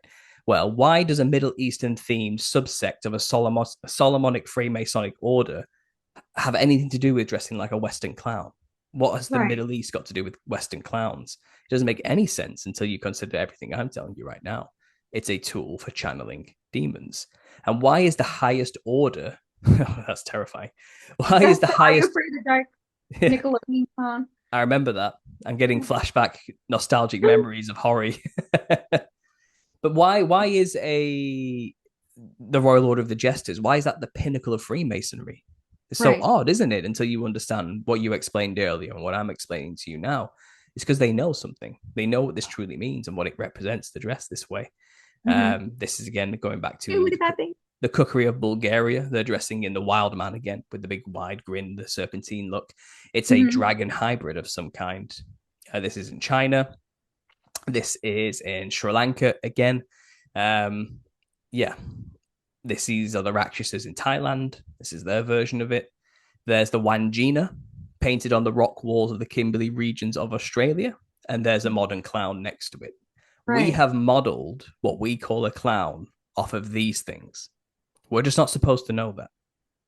But make no mistake, that Wangina is the offspring of a rainbow serpent from heaven. It is a dragon-human hybrid. So that's what clowns are based off of. That's where clowns that's where the Nephilim get their clown-like features. Right. That's where they get them from. They get the white skin from their mother, and they get the multicolored patterned skin everywhere else on their body from the snakes, from the serpent gene, because snakes are very colorful. Oh, snake scales look kind of like a harlequin pattern a little bit, don't they? They do. Scales look like that too. You're right. And also the serpents and reptiles are just very colorful creatures. And so are clowns. And that's what the clown costume represents. Serpent skin. Their faces seem to be white more predominantly. The big red mouth is because they have wide lipped mouths. So it looks like they have a huge red smile. It's very weird. The slit pupil is a predator symbol. Predators have slit pupils. Reptiles have slit pupils. And clown makeup often shows a slit pupil. I think the mask you showed me earlier had the slit pupil on it as well. A big giant slit. Yeah. Because they're predators, because they're reptilian in nature. The big red afro is just because they have red hair. Most descriptions of Nephilim all have red hair. Even the skulls, the elongated skulls we find, still have red hair attached to them. And you'll find clowns often have big foreheads. They wear like a cone cap to make the head look taller and longer. Yeah. Oh, yeah. They have like the bald front part. Yeah, exactly. Because they're trying to accentuate the elongated skull. They also have high brow ridges painted on in black sometimes. And then they shade it all in blue. And when they close their eyes, it looks like they have big blue glowing eyes. That's another common trait you find. Everything about a clown costume is accentuating in a caricatured, cartoonish way Nephilim what about features. The big feet? Giants. It's because they're giants. Oh, okay. Big gloves because they were giants. Walking around on stilts because they are giants originally. Tiny hats, tiny umbrellas, tiny teacups, tiny dogs because they're giants in comparison to these normal everyday human objects. It's all just a caricature. It's a joke. It's a remake image. It's a Western version of the Nephilim features by these other cultures all around the earth. This is what they actually would have looked like. This is a Rakshasa demon again from India. These are the masks they wear in their rituals. White skin, bulging eyes, big red lip smiles, and sharp teeth. They are a dragon-human hybrid. And all the cultures that channel them. Here's a Hatman example. This is a shaman, a Madang of Korea. And she will be hired by rich people to channel demons so they can talk to the demon and get advice from them. And it's a prerequisite that once she's finished the ritual, she stabs herself and cuts herself to prove that she's not going to die or bleed. So the demon is in her. She has to do it to prove that. Okay? That's what those ceremonial blades are for. And they take it very seriously. It's not a joke to these guys, you know what I mean? And this is just a few images compiled from other cultures all around the earth that have represented these. The black and white fractal pattern designs are a very common motif. It's also very common in the snake kingdom. Here we go, some snakes, for example, with black and white lines and more Rakshasa hybrids there. You've got the totem poles too. White skin, red lips, red nose. These are Tibetan spirits of the dead. Again, here again, back in India again, representing the demon queen and the demon king. Here's Rangda, the demon queen again in Bali. Yeah. That's a clown, but just a very hyper stylized version. Here's the dragon that fights the demon queen. So these are the parents. These are the dragon parents. These are the human dragon hybrids. See the difference? Yeah. So this is supposed to be a dragon that fights with one of their children. Okay. Demon queen. So this is the Nephilim fighting their own parents. The Book of Enoch talks about this. So it's the same story found. Again, this is Papua New Guinea. Here's another Raksha mask. Very terrifying thing. This is another Rangda, the demon queen. Modern clowns, again, modeled after that Indian style. These are the Selknam tribes of South America, right at the tip of South America. And they are practically extinct now, this tribe. But this is how they used to dress to represent the spirits during initiation rituals for young men to become men. And they used to dress this way to scare them. And they are spirits. They represent the demons in the other realm. Because this is kind of what they look like now in disembodied form. They've got this more ethereal, weird-looking, gesterish style to them. But when they were physical, they looked like I showed you there. Here's a tribe in Papua New Guinea, red nose, red feather headdress. These are the generals, so the leaders of old armies from, I think this is... I'm losing it now. It all sorts to blend into one. But there's just so many examples of what you're talking about. There's that Sri Lanka demon eating a human leg there. Yeah. Again, that's an AI representation of what I'm talking about. Not real, but everything else is real. Just disclosure there. Nothing else has been AI'd, another spirit of the dead there.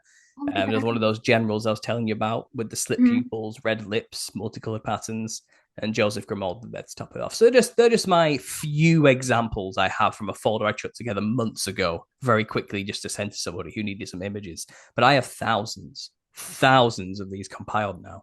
I mean, I could probably find it very quickly. Give me 1 second. Let's just back that up. Let's go to... Well, while you're looking for that, let's talk about Native Americans again and the giants, because over here we are discovering that there was lots of giant bones found in North America, and they wanted to keep that under wraps. And so they kind of said, well, these are dinosaurs, and they had the Smithsonian, and they were like taking all of this evidence and fossils of giants and storing it at the Smithsonian. Yes, they were. And making up the cover story that we're finding, fossils of dinosaurs. What do you think about that? Yeah, well, again, I have a full chapter on that in my book, and talking about the red-haired giants of America and the bones, and talking about the Bigfoot mythos as well. And yeah, it seems like in the 1800s, giant skeletons were just being uncovered everywhere in America. Like non-stop archaeological discoveries of giant bones, or especially in the mounds, which were everywhere as well at that time. And they were just uncovering just giant after giant after giant. And they had massive skulls, really thick, not like humans, and they had like double rows of teeth, so very wide smiles, like 2 sets going both ways. And they were like ranging from like 7 foot tall to like 15 foot tall, and it just got a bit out of hand, But you'll find wherever very credible archaeologists discovered these bones, these aren't just wacko weirdos who says, I found a giant in my garden, come check it out. These were credible archaeologists of the time who were working for universities and had no reason to lie or anything, They would discover these things and report it to the authorities, to the correct official authorities through the government, which would go through the Smithsonian, with true intentions that we have this amazing discovery, And while they're waiting for the Smithsonian to turn up, you'd find they'd like do interviews with local newspapers.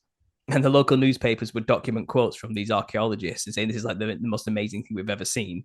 We don't know what's going on here. And it's like the headlines will say, archaeologists find 18-foot giant under the earth and all these type of things. And there's like hundreds of these articles all throughout America from the 1800s. But then when the Smithsonian does turn up, they take the giant bones and they're never to be seen ever again, likely destroyed and disappeared. And then they would deny. And they would say, they would underplay. It says they weren't really that tall. They were like 8 foot tall. It's called, they like start making up stories after the fact with no evidence to back it up because the bones have disappeared mysteriously. And that was pretty much the trend. And now they're all gone. And nothing's getting found anymore. If it is getting found, you're not finding out about it, that's for sure. But the Smithsonian did a full sweep during that time of the lands of America and tried to just hide and bury and destroy as much evidence as they possibly could. That much is very, very clear.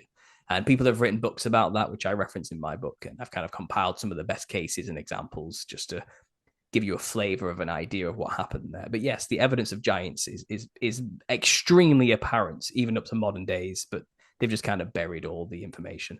And the Smithsonian played a huge role in that. And obviously it was to support their evolutionary theory. You can't have giants in an evolutionary paradigm. They don't fit, So they were trying to rewrite that narrative clearly and just destroy anything that went prior to it. You'll find dinosaurs were kind of invented around the same time as well as a concept, and you're finding giant femurs, and they'll say, oh, well, that belonged to a diplodocus or a T-Rex, but really Right. it might have been the femur of a human or a giant human-like creature anyway. So it's kind of, you find this chicanery was going on quite a lot during that time. Yeah. So that makes me think of Stephen King's It, because if you watch the newer version of the movie, they do go into the Native American um, mystery of what Pennywise actually was. Mm-hmm.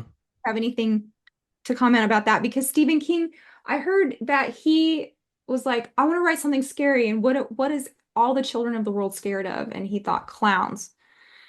And so he made it a clown. I'm not saying that's the only reason, that's just what he said. But Yeah. that's just weird that all children of the world are scared of clowns, right? Mm-hmm. And so why are we always putting clowns in children's activities if they're all gonna just cry? And then when you get to the um heart of like what is Pennywise, he's like an alien, right? He's an alien creature that came to Earth for food, and he took on the 16th century version of a clown. Basically, yeah. So Stephen King has basically played off the truth. He's probably somebody who's actually in the know about what I'm telling you right now. Yeah. He knew what a clown really represented, and he's Uh-huh. highly fictionalized it in his own fictional framework of mythos. So it is like an interdimensional clown entity from a specific dark dimension where the deadlights reside, and he's Deadlight. one of many primordial cosmic horrors, shall we say. Uh-huh. And his way he manifests in the physical realm is through manifesting fear in his victims. The more Mhm. fear that's there, the stronger he gets, and the more physical he can become in the realm. And if he generates enough fear and enough power is given to him, he can then feed. That's Mhm. kind of his game, and he only does it every 27 years, which I believe is the cycle of Saturn. And it's Ah. and some kind of like mystical parity. I'm not getting into astrology, but there's something there to do with the cycles of Saturn every 27 years. It hits a certain Right. point where it's kind of like that whole Mercury and retrograde thing, but for Saturn, it's got its own Mhm. thing.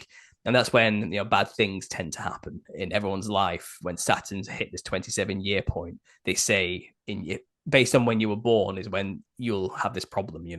But Mhm. whatever. I'm just saying that. So So Seven Club. If you're a musician, you might die. exactly. So it's odd that they link 27 years to it as well, with this Saturn symbology and the rest of the Luciferian satanic symbolism mixed in there. But basically, he chose the clown because the clown is a representation of the interdimensional Nephilim, which reside on the other side right now on Earth, who are demons. So he just took that concept and created this fake fictional version of it. And Mhm. yes, the idea that demons feed off of fear is actually a very common trope, even in most paranormal circles. And I do think there is an element to that. They call it loosh in more new agey terms, where the I haven't heard that demons, word in a long time. yeah, Yeah. where the demons like generate fear and feed off the fear. Delicious luge. Yeah. And that's kind of what it does. And he can actually manifest as anything. It's not just a clown. It's just he chose the clown because that's what one of the characters was scared of the most. Mhm. But he also manifests other things throughout the film as well. And for example, a leprosy riddled, falling apart, decaying man for the child who's a germaphobe, or Mhm. he manifests as the picture of a woman who this child is scared of in his dad's office, things like this. But the clown is just a very terrifying thing, and it's more predominant because it's based off the truth. It represents what demons look like. Mhm. But it's a complete fiction. You have to remember that it's just based off of the truths I've been talking about today. Stephen Right. King is not that original, is what I'm saying. He didn't get his ideas from nothing or come up with it because he's so smart. He's just privy to some secret knowledge and has used it to capitalize off of. That's all. I don't even think he writes all of his books. I think Probably not. No. I think he's trying to get into. He's just trying to like soft disclose the occult to a lot of people. Maybe that's Mhm. his job. Maybe he's a part of that externalization of the hierarchy thing. That people talk about quite a lot. Who knows? I don't know the guy personally, but I can tell you right now, he did not get that idea because he's so creative. No Right. way. The clown is just basically based off the truth of the Nephilim, and he's made up his own fiction based on it to make money. Well, and not only does it feed off fear, there's also like a sex component in the book and movies Yeah, that it gets dark, doesn't it? I know. Yeah. At the end, the children kind of all collectively do Ye- things with the one girl character in order to escape innocence to free that. It gets really weird. It's kind Yeah. of like yeah, you have to wonder what King is really into when you start thinking about that kind of thing. Isaac Weishaupt does a great breakdown of the whole book because he read the book and watched all the movies. And so if you want a detailed thing of it, go check out his stuff. But I wanted to ask you, so they are in another dimension that you can access through psychedelics, correct? Yes. And Predominantly so. It's quite popular in DMT circles that people encounter what are called jesters. It's been a popular idea for a while. There's many people who talk about this. Terence McKenna famously called them the self-dribbling basketballs or the machine elves or these self-transforming consciousness balls of some kind. But primarily, most people see them manifest as something akin to a jester. That's kind of the only word you've got to describe them. They don't look like jesters. They're not wearing like you see on the screen here, like silly costumes with bells on the end and stuff like that. Their skin is quite literally that shape and color. You know, they're not wearing a costume. They look like this because they have the parents' skin. And we've just called it something akin to a jester. And jesters, funnily enough, have actually very little to do with the Nephilim. They come from comedians. A lot of these out of work actors I mentioned earlier coming out of Rome. Well, they were hired by rich men to be personal comedians because kings could have them. Who's gonna say no to a king? You know what I mean? So it became quite like a hot commodity for the rich and influential to have their own personal jester. So there was a lot of money in being a private comedian for private people. And his job was to mimic the king. So he dressed in a fake floppy crown with a floppy scepter, and he would be a mimic. He's a mime, and he would mock the king and dress like the king in a silly way. And that's all a jester costume is really based on. It's just a coincidence that the Nephilim basically looked like jesters in the disembodied form. They can, and probably by virtue of them having horns in some senses, which are like jester caps, and having just clownish like features. I think later iterations of jesters started to take inspiration from Harlequin, I mentioned earlier, who is modeled after the wild man. So it became this thing you see here now, which is closer to like a clown king hybrid. Do you get what I mean? But the original jesters didn't really look like clowns exactly. They look like the king, you know? So it's kind of adapted closer to what they look like in the disembodied form as the tradition went on throughout history, I'd say. Look at their costumes. You mentioned the geometric patterns on their clothing. And this is kind of what you see when you are tripping hard. Yes. Like if you take DMT or something, there you go. Yeah. You're going to see a lot of bright colors. You're going to see a lot of geometric patterns. You're going to see a lot of like undulating shapes and weird faces, and things mocking you, right? Yes, absolutely. That's the most common thing people describe seeing. It's kind of like repeatable. It's scientific in a way. You take enough DMT for long enough, you get jesters. Like that's what you get, you know. And they look like this, like the fighter con. They have these odd multicolored ribbon patterned bodies, big wide smiles, fieriness to them, like an ethereal nature. Here's another tribe mimicking the Nephilim in their own way with red hair and white skin. Here's a DMT jester playing with a human toy from the other realm. You know, it's kind of and look at his swirly eyes, like hypnotic. So these things have always been here. Here's the Kala Sung Sang demon, which you saw Joseph Grimaldi was based on earlier with his upside down handstand position I mentioned earlier. I mean, you take DMT, you get jesters, and I believe that's what they look like in their disembodied form. That's who you're really dealing with when you encounter these things. I've made it quite, and this is somebody who comes from the psychedelic background. I used to be a very hard psychedelic tripper before I was born again in 2014. I spent a good portion of my life taking a lot of these things quite consistently and documenting it and trying to legitimately find answers, you know. So I've been there. I get it. I empathize with that community. What I've realized is that these are not psychedelic to Christian pipeline is not a joke. Like no, it happens a lot. People but the thing, what I'd say is, you know, what I realized is that these are not Jungian archetypes of the collective unconscious trying to show us our own personal shadow or to teach us a way to incorporate our shadow into ourselves in order to become better people or whatever excuse you want to come up with through a vain philosophical ideology, but these are not reflections of ourselves. These are separate entities that have their own separate consciousness from us, that are there for a very specific, historically accurate and traceable reason, and they are not your friends. Okay, they are your enemies who are out to get your body, and for any means you let them in, they'll take it. They want to experience the physical world through your body. Exactly. Right? And they will tell you anything to get there, and for you to open up that channel. And if they can get you mimicking them, dressing like them, and acting like them, then you're creating stronger channels for them to come here. Here's the Wanjinas with their rainbow serpent father, for example. And they are these things in the spiritual realm. In the physical, they look like this. In the spirit, they look like jesters. That's basically the difference here. So go ahead. I'll just skip. I was just going to say the rainbow serpent is big in voodoo that we were just talking about, right? The serpent in the rainbow. Yeah, it's everywhere. The dragon mythology is all throughout the land on every single continent, and they just have a different name and a different cultural style of representing them, but they're all talking about the exact same things, and they all have the exact same mythos. They came to Earth and mingled with humanity and created offspring, and these are the Nephilim. Yeah, there's the Royal Lord of the Jesters with the Billikens. Oh yes, there he is with the little belly button. That's it. Mirth is, well, it's not a belly button. That's the tip of his thing. Yeah, he's always erect. Does that mean like you remember troll dolls?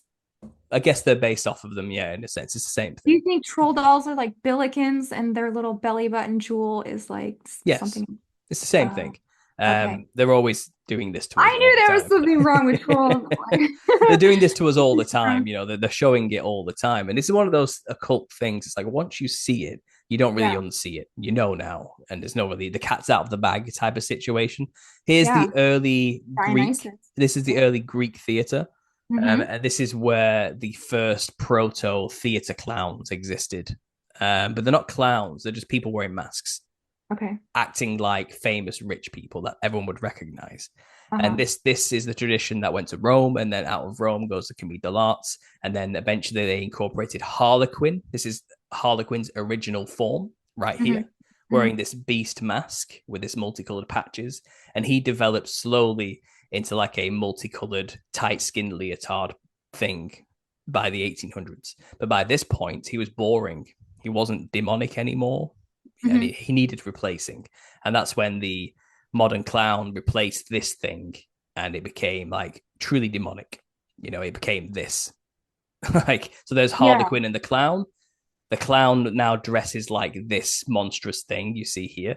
When originally, if I can find it, he actually dressed like, I've got here. Here's the French version. Plain white rags. That's what I was thinking of when you were talking about that. Yeah. Plain white ruffled rags. That's Greek theater again. I've got it somewhere. Pedrolino. He has his hands in his pockets like some kind of anime character, thinking he's really cool. But it's just boring. He looked boring to begin with. So here's what Harlequin and Pedrolino used to look like next to each other. And then it became that psychedelic mess I mentioned earlier. You know what I mean? It suddenly switched, and it's kind of like, what the hell happened? Why did the switch happen? How did the clown go from that to this? It makes no sense until you understand that it was done on purpose by Freemasons who had modeled it after Indian demons. It's bizarre, it's an odd story. And there's another example of Indian Rakshasas, pale white skin, red hair. It's head necklace. I've got I have this file is just full of hundreds. There's a drawing I did in my early research, but they're everywhere. Dragons are everywhere. There's the psychedelic clown demons people see on DMT, for example. You know what I mean? They are all over them. Yeah, they are. These are AI generated examples because it's hard to draw something you see on DMT, but with AI, we're getting a very close look these days. But you'll find the secret to being famous today in the West is not to have any talent; it's to dress like a clown, and you will be elevated. You'll be put on the spotlight. You'll be put in front of people and made an idol of. Not because your music's good, but because you look a certain way. Because the Freemasons who run these industries are in the game of getting more people to dress this way. So if they can put idols out there who look like they dress in this clown aesthetic, more people will emulate their idols and dress like them. And then you get more people copying that style. And then you get new up and coming musicians copying the styles of the greats, like David Bowie, let's say, with his white skin, red haired Iggy Stardust character, a legend in death, a god in death. Well, if I want to be famous, I better dress like he did, right? So people copy and emulate this pattern over and over again. And then it popularizes. Wuggy Wuggy, ew. Yeah, I know, right? And it popularizes. Tell us about him. I hate that thing. Yeah, and it's pushed on the kids, this thing as well. But you'll find, like I said, in the modern world, this aesthetic has been a common theme all through the 80s. You know what I mean? All through like that glam rock style up into modern fashion. These are quite famous people here. You got Boy George there, and you've I forgot his name. I'd done a whole thing. Lee Bowery, right there, invented this modern style, which is where the modern trance style comes from. Is mainly based off of his original aesthetic. And you can clearly see where he gets his inspiration from. It's not a joke. It all comes back to these ancient traditions.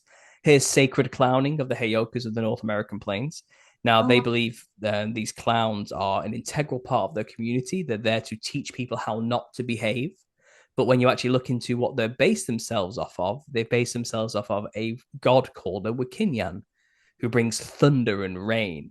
And he looks like a psychedelic clown monster. And he is basically a human dragon hybrid, or the Thunderbird hybrid, shall we say. They have a different name for them, Here's the Wild Man of Europe. This is what Harlequin's based off of. And this is what these characters are based off of as well in their culture. Belschnickel or somebody? What is his name? Yeah, same thing for the Christmas tradition. Belschnickel, Krampus. It's all the Wild Man of Europe. It's this character here. This is what Harlequin is based on. And this is the Europeans' version of Nephilim. There's Huggy Wuggy again with the kids. It's kind of... There's another Rakshasa representation. Here's a DMT jester. And this is one of the old initial artworks before AI. And this is how people tried to describe it.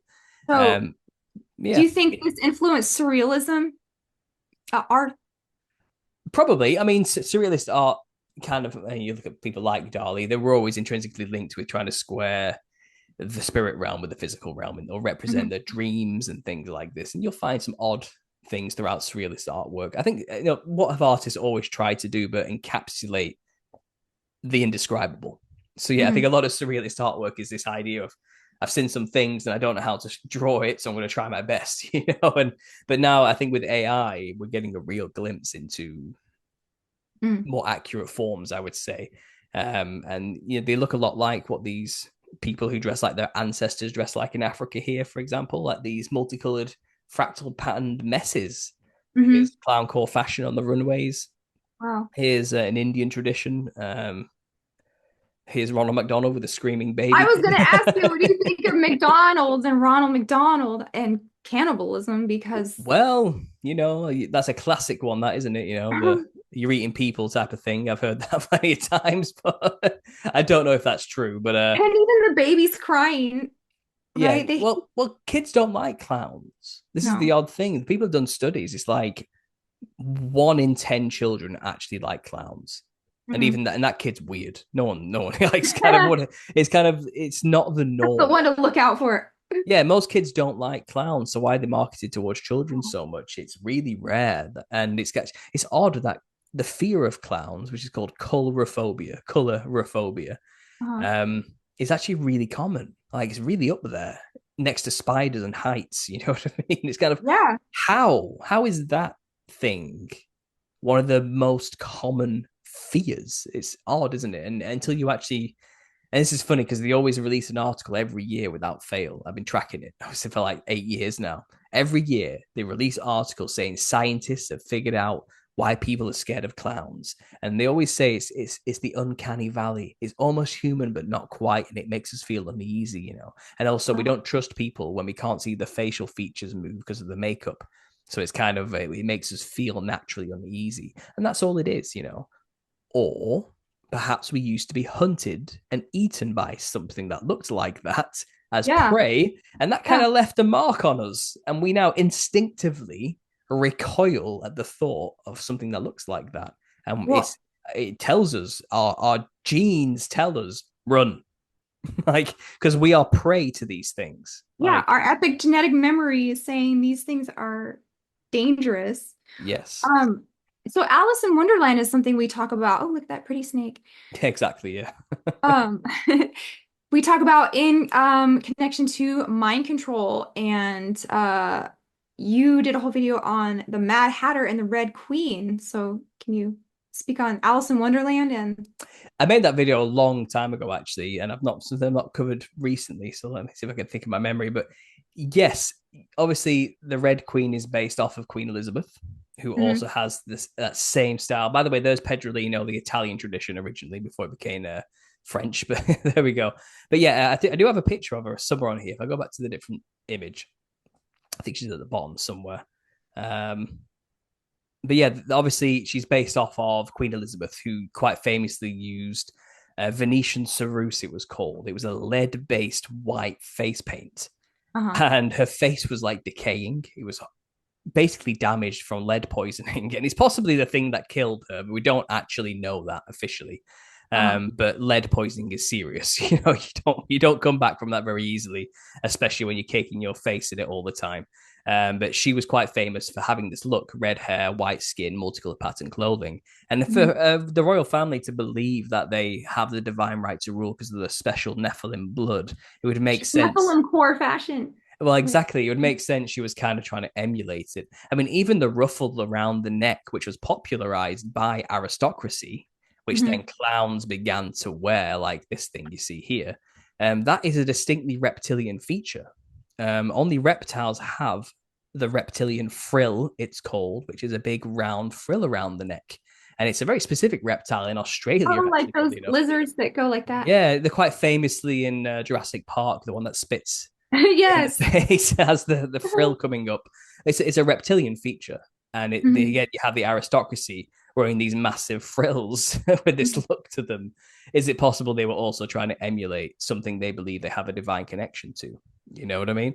And Mhm. why clowns were given that feature? It's not because they're just trying to mock the queen in the funny way they do, but it's actually a distinctive Nephilim feature that just adds to the costume and strengthens the channeling.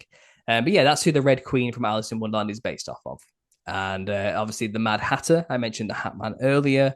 Mhm. He seems to be some kind of shaman or means or connection to the spirit realm. He is like an intermediary between the spirit realm and the physical realm. That's his job. He's not just some unsuspecting person who accidentally got possessed. He Mhm. willingly works with demons as in Mhm. contracts to He's a get medium. is a medium, yeah, and perhaps that's what the Mad Hatter was also representing. And obviously, Alice's descent into madness is kind of all involved with that. And there's a lot of psychedelic principles throughout the whole film, but I've not Okay. watched it in so long or read the book in so long that I'd be hard pressed right now to give you much more. But just a surface glance, you have the Cheshire Cat, which has the big wide grin, the big glowing eyes, Oh, the yeah. psychedelic patterns coming around Looks him. like that kind of, huh? Yeah, he looks like a clown. Yeah, so you have to the type of entity she encounters while exploring this psychedelic realm. Perhaps it's a wink and a nod to the DMT experience we mentioned earlier. Perhaps so. That's all I could probably really say on that at a Hmm. glance. At a glance, right now, to be honest. Yeah, Have you seen um Terrifier, the movie? I've not seen it, but I've seen plenty of pictures. I'm Oh, aware. I'm aware of is Art the he a clown. part Yeah. of this? It's just look. There will always be a clown character in media. Yeah. Okay. They will continuously make it front and center and reboot a new Joker or a new It or a new Yes. clown serial killer. There'll always be a new hot flavor clown of the year because they want people to dress that way for Halloween. And they Right. want people thinking it's cool, empathizing with the clown character. You know what I mean? They want to invoke the Nephilim in the public, You right? basically, yeah, and the more people they can get dressing this way, the more channels they're opening. Like I said, Lee Bowery popularized this kind of style in the 80s and 90s. You know Uh-huh. what I mean? So make it cool to be that way in the fashion industry. And it's they're trying to push it on the people. Like I said, David Bowie Yep. popularized this style through the music industry to get more We need people as an Stardust. idol. Yeah. Yeah, to get more people as an idol to copy him. And that's the game. So the only reason you see new clown Well, characters appearing is because they want to keep it fresh in people's minds. They want people dressing that way in their own fashion, and they want to keep it popular and cool so more people remain as channels readily for these demons. Being ignorant of the spiritual law won't make you immune to it. You dress mhm. this way, you channel demons, whether you know it Mhm. or not. That's what you're doing. So they're banking on ignorance and they're banking on people thinking it's harmless, so a bit of fun for the kids. They're giving a lot of sympathy for the devil with this. They're making him a relatable, cool character. Yes, he's almost the dark hero now. Yeah, that people want to emulate and be like and associate with. But he's basically based off of these characters from ancient folk traditions of Europe. This is the wild man who is based off of ancient demons. So you dress like a clown, you're dressing like a Rakshasa demon of India. That's what you're actually doing. You're not dressing like anything unique. It's ancient, it's old. You're dressing up the same reason these guys dress up. You know what I mean? You're dressing in the same costume. And these are very old traditions too. I mean, India is probably one of the oldest. Oral traditions that have passed down through thousands of years unchanged. They're a glimpse into the ancient past. These remote tribes of cannibals in Papua New Guinea haven't changed their tradition. And they are all trying to remember their ancestors, they call them. But they don't mean like grandma or granddad.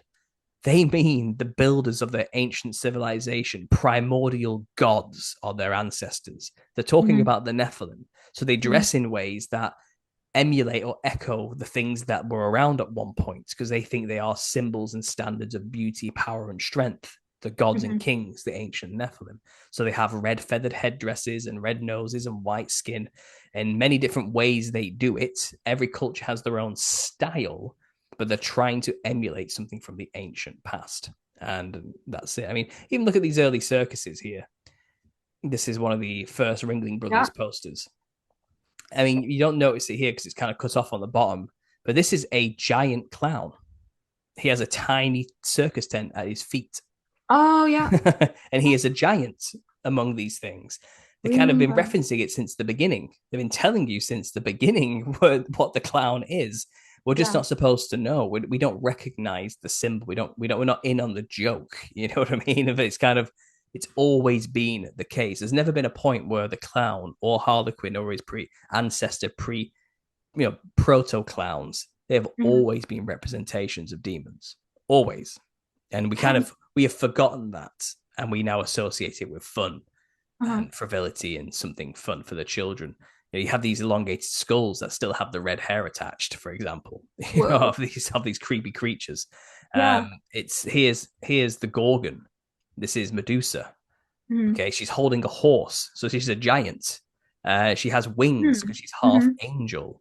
She has a human body with pale white skin, wide mouth, tongue sticking out, and red hair predominantly. This is black on here, but she is a Nephilim. She's a half human, half angel hybrid. And they looked like clowns. There's no two ways about it. That's exactly what they look like. Look, she even has her hands up doing like the na na na na na type of face. Tongue out. You know what I mean? Where do you think that comes from? Right. Like good point too. And this is also a Masonic sign of distress, isn't it? It's the Masonic sign of distress. Exactly. Like this is ancient, and they are the offspring of these things. Okay, like dragons.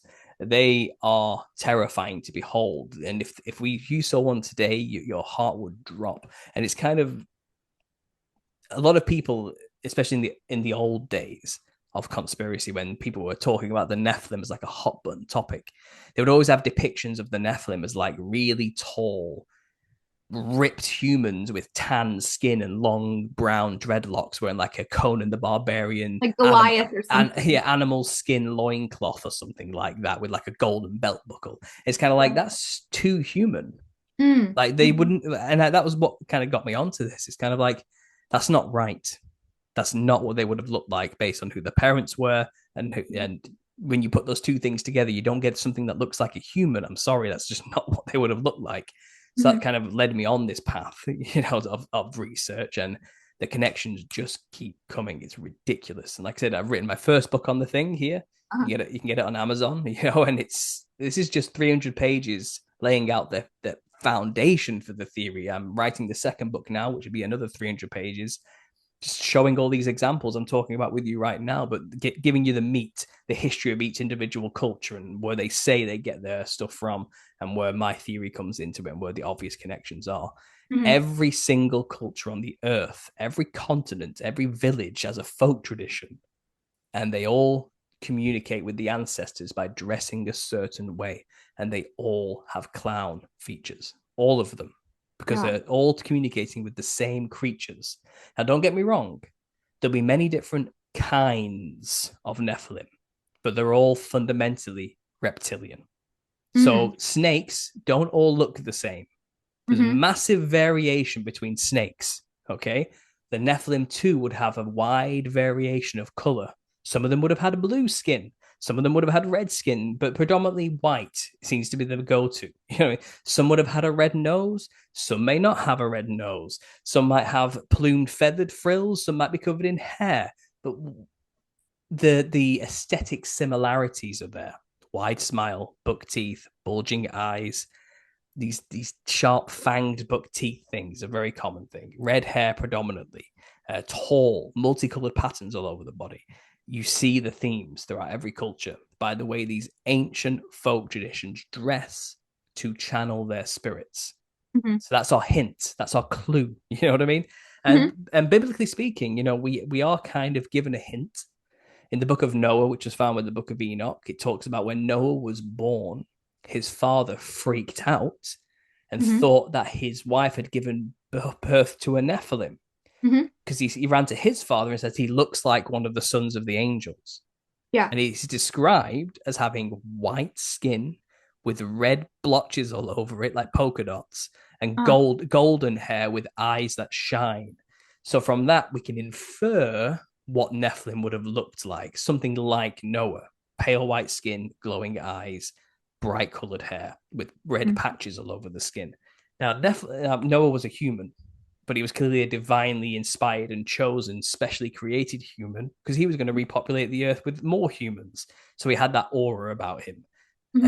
But because his dad's at first thought, is this one of the sons of the angels? We know these sons of the angels had something like that kind of style, biblically speaking. But we don't have to just go off that.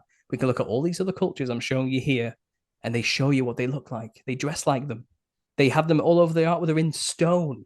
Like, they are showing you what these creatures look like.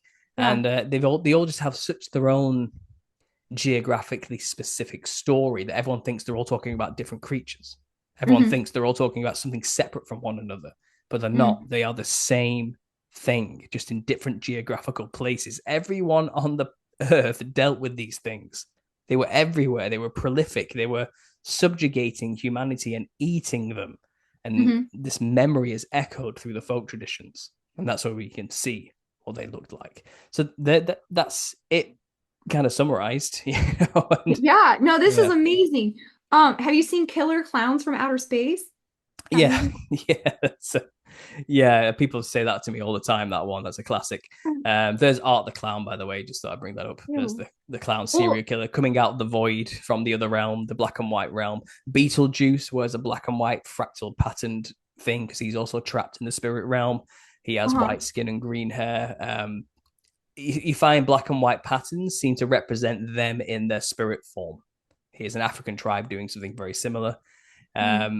But yeah, killer clowns from outer space, they're basically just reptilian monsters that have painted. They're eating people, right? They're not just killers, they're actually like consuming them. And you just made me remember, who's that serial killer? John Wayne Gacy. He was obsessed with clowns and being a clown. Remember that? It's funny because at the height of his spree is when he started dressing like a clown. He didn't do it straight away. After he killed 33 young boys, they say. What a coincidence that number was chosen, you know. Right. But it was only like when he was like 20 people in that he started dressing like a clown. And I don't think it's a coincidence that he was only a half-hour drive away from his local Royal Order of the Jesters Lodge.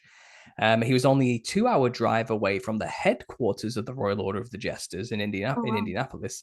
And he was caught communicating with two men, and it was recorded. It's one of the things that got him convicted about trafficking young boys, and he was buying them to murder, rape. It's highly likely he was associating with the Royal Order of the Jesters, who also have been implicated in human trafficking quite publicly. You can find the FBI records. Perhaps he started dressing like a clown because he started to understand what it really represented, and maybe he was an insider. He was a member of the Blue Lodge, the Moose Lodge in his area. He was photographed with like members of the Senate. He had a S pin in his picture, special services pin. You know, he seems to be well connected, and Yeah. he dressed Well, like clowns and painted clowns and murdered people. And like I said, he seems to have these any odd connections. any study into serial killers, you're going to find that they don't act alone a lot of times. Most times it's more of a ring, and that person's just kind of a fall guy or, Mm. the patsy or whatever. So that's Oh something. yeah, it seems that way. Honestly, like, but that guy is definitely it's sus. Like it's Yeah. very sus. And one thing I think is fun we should mention. I mentioned Red Nose Day earlier. It's like this public yearly event in the Anglosphere where like they Mhm. get the public to dress like a clown basically to raise money for charity. They say. Oh. Now the red nose officially the story goes that a German actor in a circus was kicked onto the stage after an argument with his boss from the dressing room, and he broke his nose. And when he got up during the show that was going on, everyone laughed at him and called him August, August, which meant fool in German. And Mhm. because his nose was swollen and red and bleeding. And then it became like a staple of the circus from that day on. Now, I think that's a lot of nonsense. I think there's no evidence that or record of that happening anywhere. No one knows Mhm. where that story came from. It just seems like a made up story, to be honest. What's more likely is that they had what's called a rhinophyma. So here is a example of a human with a rhinophyma. It's where the Mhm. nose grows to be a big bulbous mass. Mhm. And it gets very red in its extreme end stages. I think I've got a picture here at the top, actually. It can Mhm. get really horrible looking. And it's called the curse of the Celts. Mhm. And it's something white people predominantly deal with. Mhm. Like it's the more common in white people. That's why they call it the curse of the Celts. And Mhm. it's basically rosacea, where people get patches of red all over the skin.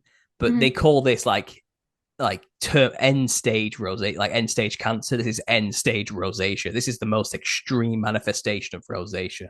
It's genetic. You can't catch this, and you Mhm. can't cause this by drinking too much alcohol or something, which a lot of people seem to equate this sickness with. Mhm. Nothing to do with that. It's purely genetic, and it's predominantly a problem people with very pale skin have. Okay. Mhm. And the Mhm. Nephilim were known to have extremely white, pale skin. So it's likely they also developed this issue where as they got old, the nose grew to be bulbous and they gained a rhinophyma, which is the curse of the Celts today. So humans get this as well. It's a genetic condition specifically. I'm not saying it's inherited from the Nephilim or something like that. If it's just a problem people with pale skin get, Mhm. and there are people with like black skin, brown skin, whatever skin, who can get it, but it's rare. It's extremely rare. So this is not Right. caused by alcoholism. This is not self-inflicted. It's a purely genetic condition. The only way to fix it, as you can see this man's had done here, is you shave it off with a hot wire and you resculpt the nose back into a normal human shape. It's the only Oh. way to get rid of it. You burn it off and literally slice it away and turn it into something new. Not pleasant, I know, but that is likely what the Nephilim had, which is why they end up the clown Oh, costume shows some of these maybe bulbous because they were noses. like abomination type creatures that they have the Yeah, default. they had like a default in the genes. Yeah, some kind of corruption. It's. I mean, here's an African example, and they've got the red polka dots on the Uh-huh. face, probably rosacea, an example of Uh-huh. rosacea Uh-huh. manifesting. And here's Inuit masks. Now the Inuits are creepy. They're not okay. The Inuits are not okay. I have to say this. There's something wrong with them, right? They Okay. are terrified and terrifying people. They are so Yeah. scared. They are scared of the spirits. They'll tell you that we're terrified of the spirits, and they make masks to appease them and to beg them not to bring drought and famine and stuff. And this is what Wow. they think they look like. This is what they manifest their demon masks as. I think it's called a turn gak is what they call it. Hmm. The turn gaks are the demons that the shamans channel and work with for power. So this is what they believe the Turngats look like: white face, red mouth, wide grin. This is just their culturally specific way of depicting the exact same thing the Indians are depicting with Rakshasas. This is Yeah. just their artistic style of Right. doing the same thing. And yeah, like I said, you find the red nose does crop up quite a lot in some examples. And the modern clown always sports the red nose as well. So I mean, here's a Raksha, for example, with a red nose. It's not always there, but is there sometimes as well. Just like in humans, not all white people get it. So I think that's where we get the red nose from, really, and why clowns use red noses. I mean, look at Medusa here. She looks nothing like what you've been told through modern media. She looks more human, with white pale skin, with wings because she's half angel, with this wide serpent grin and pale skin with patterns all over it like a snake. Wow. This is what the Nephilim truly. She has a snake in her mouth there. Yeah. You know what I mean? Like, and this is what they would have really looked like. There you go. The Nephilim look like clowns. I think I've tried to prove it to you here today. You convinced me. I mean, Paul, you blew my mind twice in the last month on your channel, and that's not easy to do because I feel like I've seen and heard it all. But first, with the parasites look like demons, or not look like parasites are the conduit, maybe for. Yeah, that was an interesting one. Yeah, that and this is just amazing. Like it's actually really refreshing and original and mind-blowing and just super informative. And I recommend everybody go to Understanding Conspiracy and check out this presentation, especially about clowns. But you have so many other great videos. Like you're one of the best conspiracy channels that I've come across on YouTube in a long, long time. So I hope if you have something new, you can come back anytime. But this was a banger. You crushed it. You convinced me. You scared me. It was creepy. It's spooky season. We've got Insane Clown Posse up in the house. And I want to thank you for coming in. Is there anything else you want to add and tell us where we can find all of your information? Yeah, every year the Insane Clown Posse throw a party in a Freemason hall, so that should tell you something. Oh, well, okay. But other than that, yeah, you can find me on YouTube. I've been doing the podcast circuit for over a year now. You sounded like Sam Tripoli for a second there, and I remember I just did his show. That's why I started. I was on Sam Tripoli as well about 6-8 months ago, talking about this as well. But like I said, I published a book 3 months ago. We've sold 2,000 copies in 3 months, so it's going quite well. You can get it on Amazon. Just type in the Nephilim look like clowns and look for this thing you see right here. I'm not just making this up, is what I'm saying. I bring the evidence. There's over 300 references in this first volume alone, showing you the history of the clown. It's not actually hidden. You just have to go looking for it. Some of the connections I have made myself about the costume of a clown relating to Indian demons it has been confirmed since my research. There's an episode of Supernatural, for example, made in 2002, so way before I even got in the game, which is about a circus clown who gets invited into a house by a child. So it's vampire rules. You have to invite it in, and it eats the parents. Turns out it's an ancient Indian demon called a Rakshasa in the show. So they were telling you then in 2002, you know, it's always been there in our faces. But I only discovered 2002. Wow. Okay. I only discovered that episode months after making my own connections. So it is real. It is there. And just go and look, I'm not a guy who actually cares about clowns. I wasn't raised even giving them a second thought. It's not like I thought I'd be doing this. I really didn't think I'd be doing this. It's just one of those things. It's kind of once you see it, you can't unsee it. What I primarily am doing with my work is I'm trying to get people to take biblical history seriously. Now I'm giving them a bridge here. I'm giving them something they can relate to, that they can connect to and understand and see viscerally. Spiritual warfare is real. And we are up against unseen forces, wickedness in high places, as it mentions in Ephesians 6:12. And we do have weapons against these spiritual forces. And I don't know where your audience or you land with this, and I'm not trying to be pushy, but fundamentally, if you do encounter anything like this, just call on the name of Jesus Christ, and these things do flee. Okay, it's tested, is what I'm trying to say. And I'm trying to reach the psychedelic community as well. So where I come from, the jesters are not your friends. Okay, they're not what you think they are. They're not you reflecting your shadow back at yourself. They are an ancient enemy of mankind, and you need to be careful. And they are liars. They will lie to you. So that's my work. Find me on YouTube, Understanding Conspiracy, and find the book on Amazon. Perfect. And we will see you all next time with Isaac Weishaupt and aliens and throughout history, using people like you just said, you know, it's same story, different flavor, mixing the genetics of human beings and extraterrestrials. So look for that, and thanks for coming, everyone. At first, I just thought people couldn't financially justify hiring a clown anymore, you know? Then I started blaming the media for portraying my people as bloodthirsty murderers, cult members, or man-eating space aliens. Of course, the 2016 clown sightings didn't help. Ronald was the first to go. They just took him away. And we stayed silent. Because that's when the book appeared. What new form of clown bigotry was this, I thought? Hadn't my people suffered enough? My clown act was failing because people just weren't taking it seriously. And once they fired me from the circus, I tried suing them for funfair dismissal. My unicycle rusted, and my balls gathered dust. I used to make kids scream with laughter, you know. So much that I could see the tears of joy running down their faces. And then it just stopped. I was so upset that I started eating the banana cream pies instead of throwing them in people's faces. I gained so much weight that summer. I avoided it for a while, but the book's front cover was just so eye-catching, and it was so readily available on Amazon, that I gave in and finally read the thing. I didn't even know what the Nephilim were. Luckily, the author spent the first half of the book concisely explaining the biblical history to me in an easy-to-understand manner, so that wasn't really a problem for long.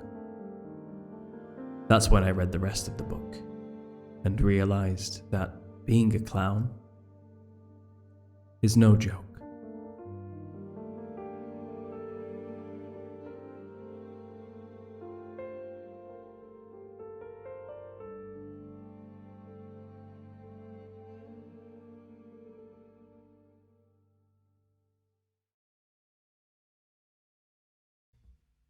I want you to get together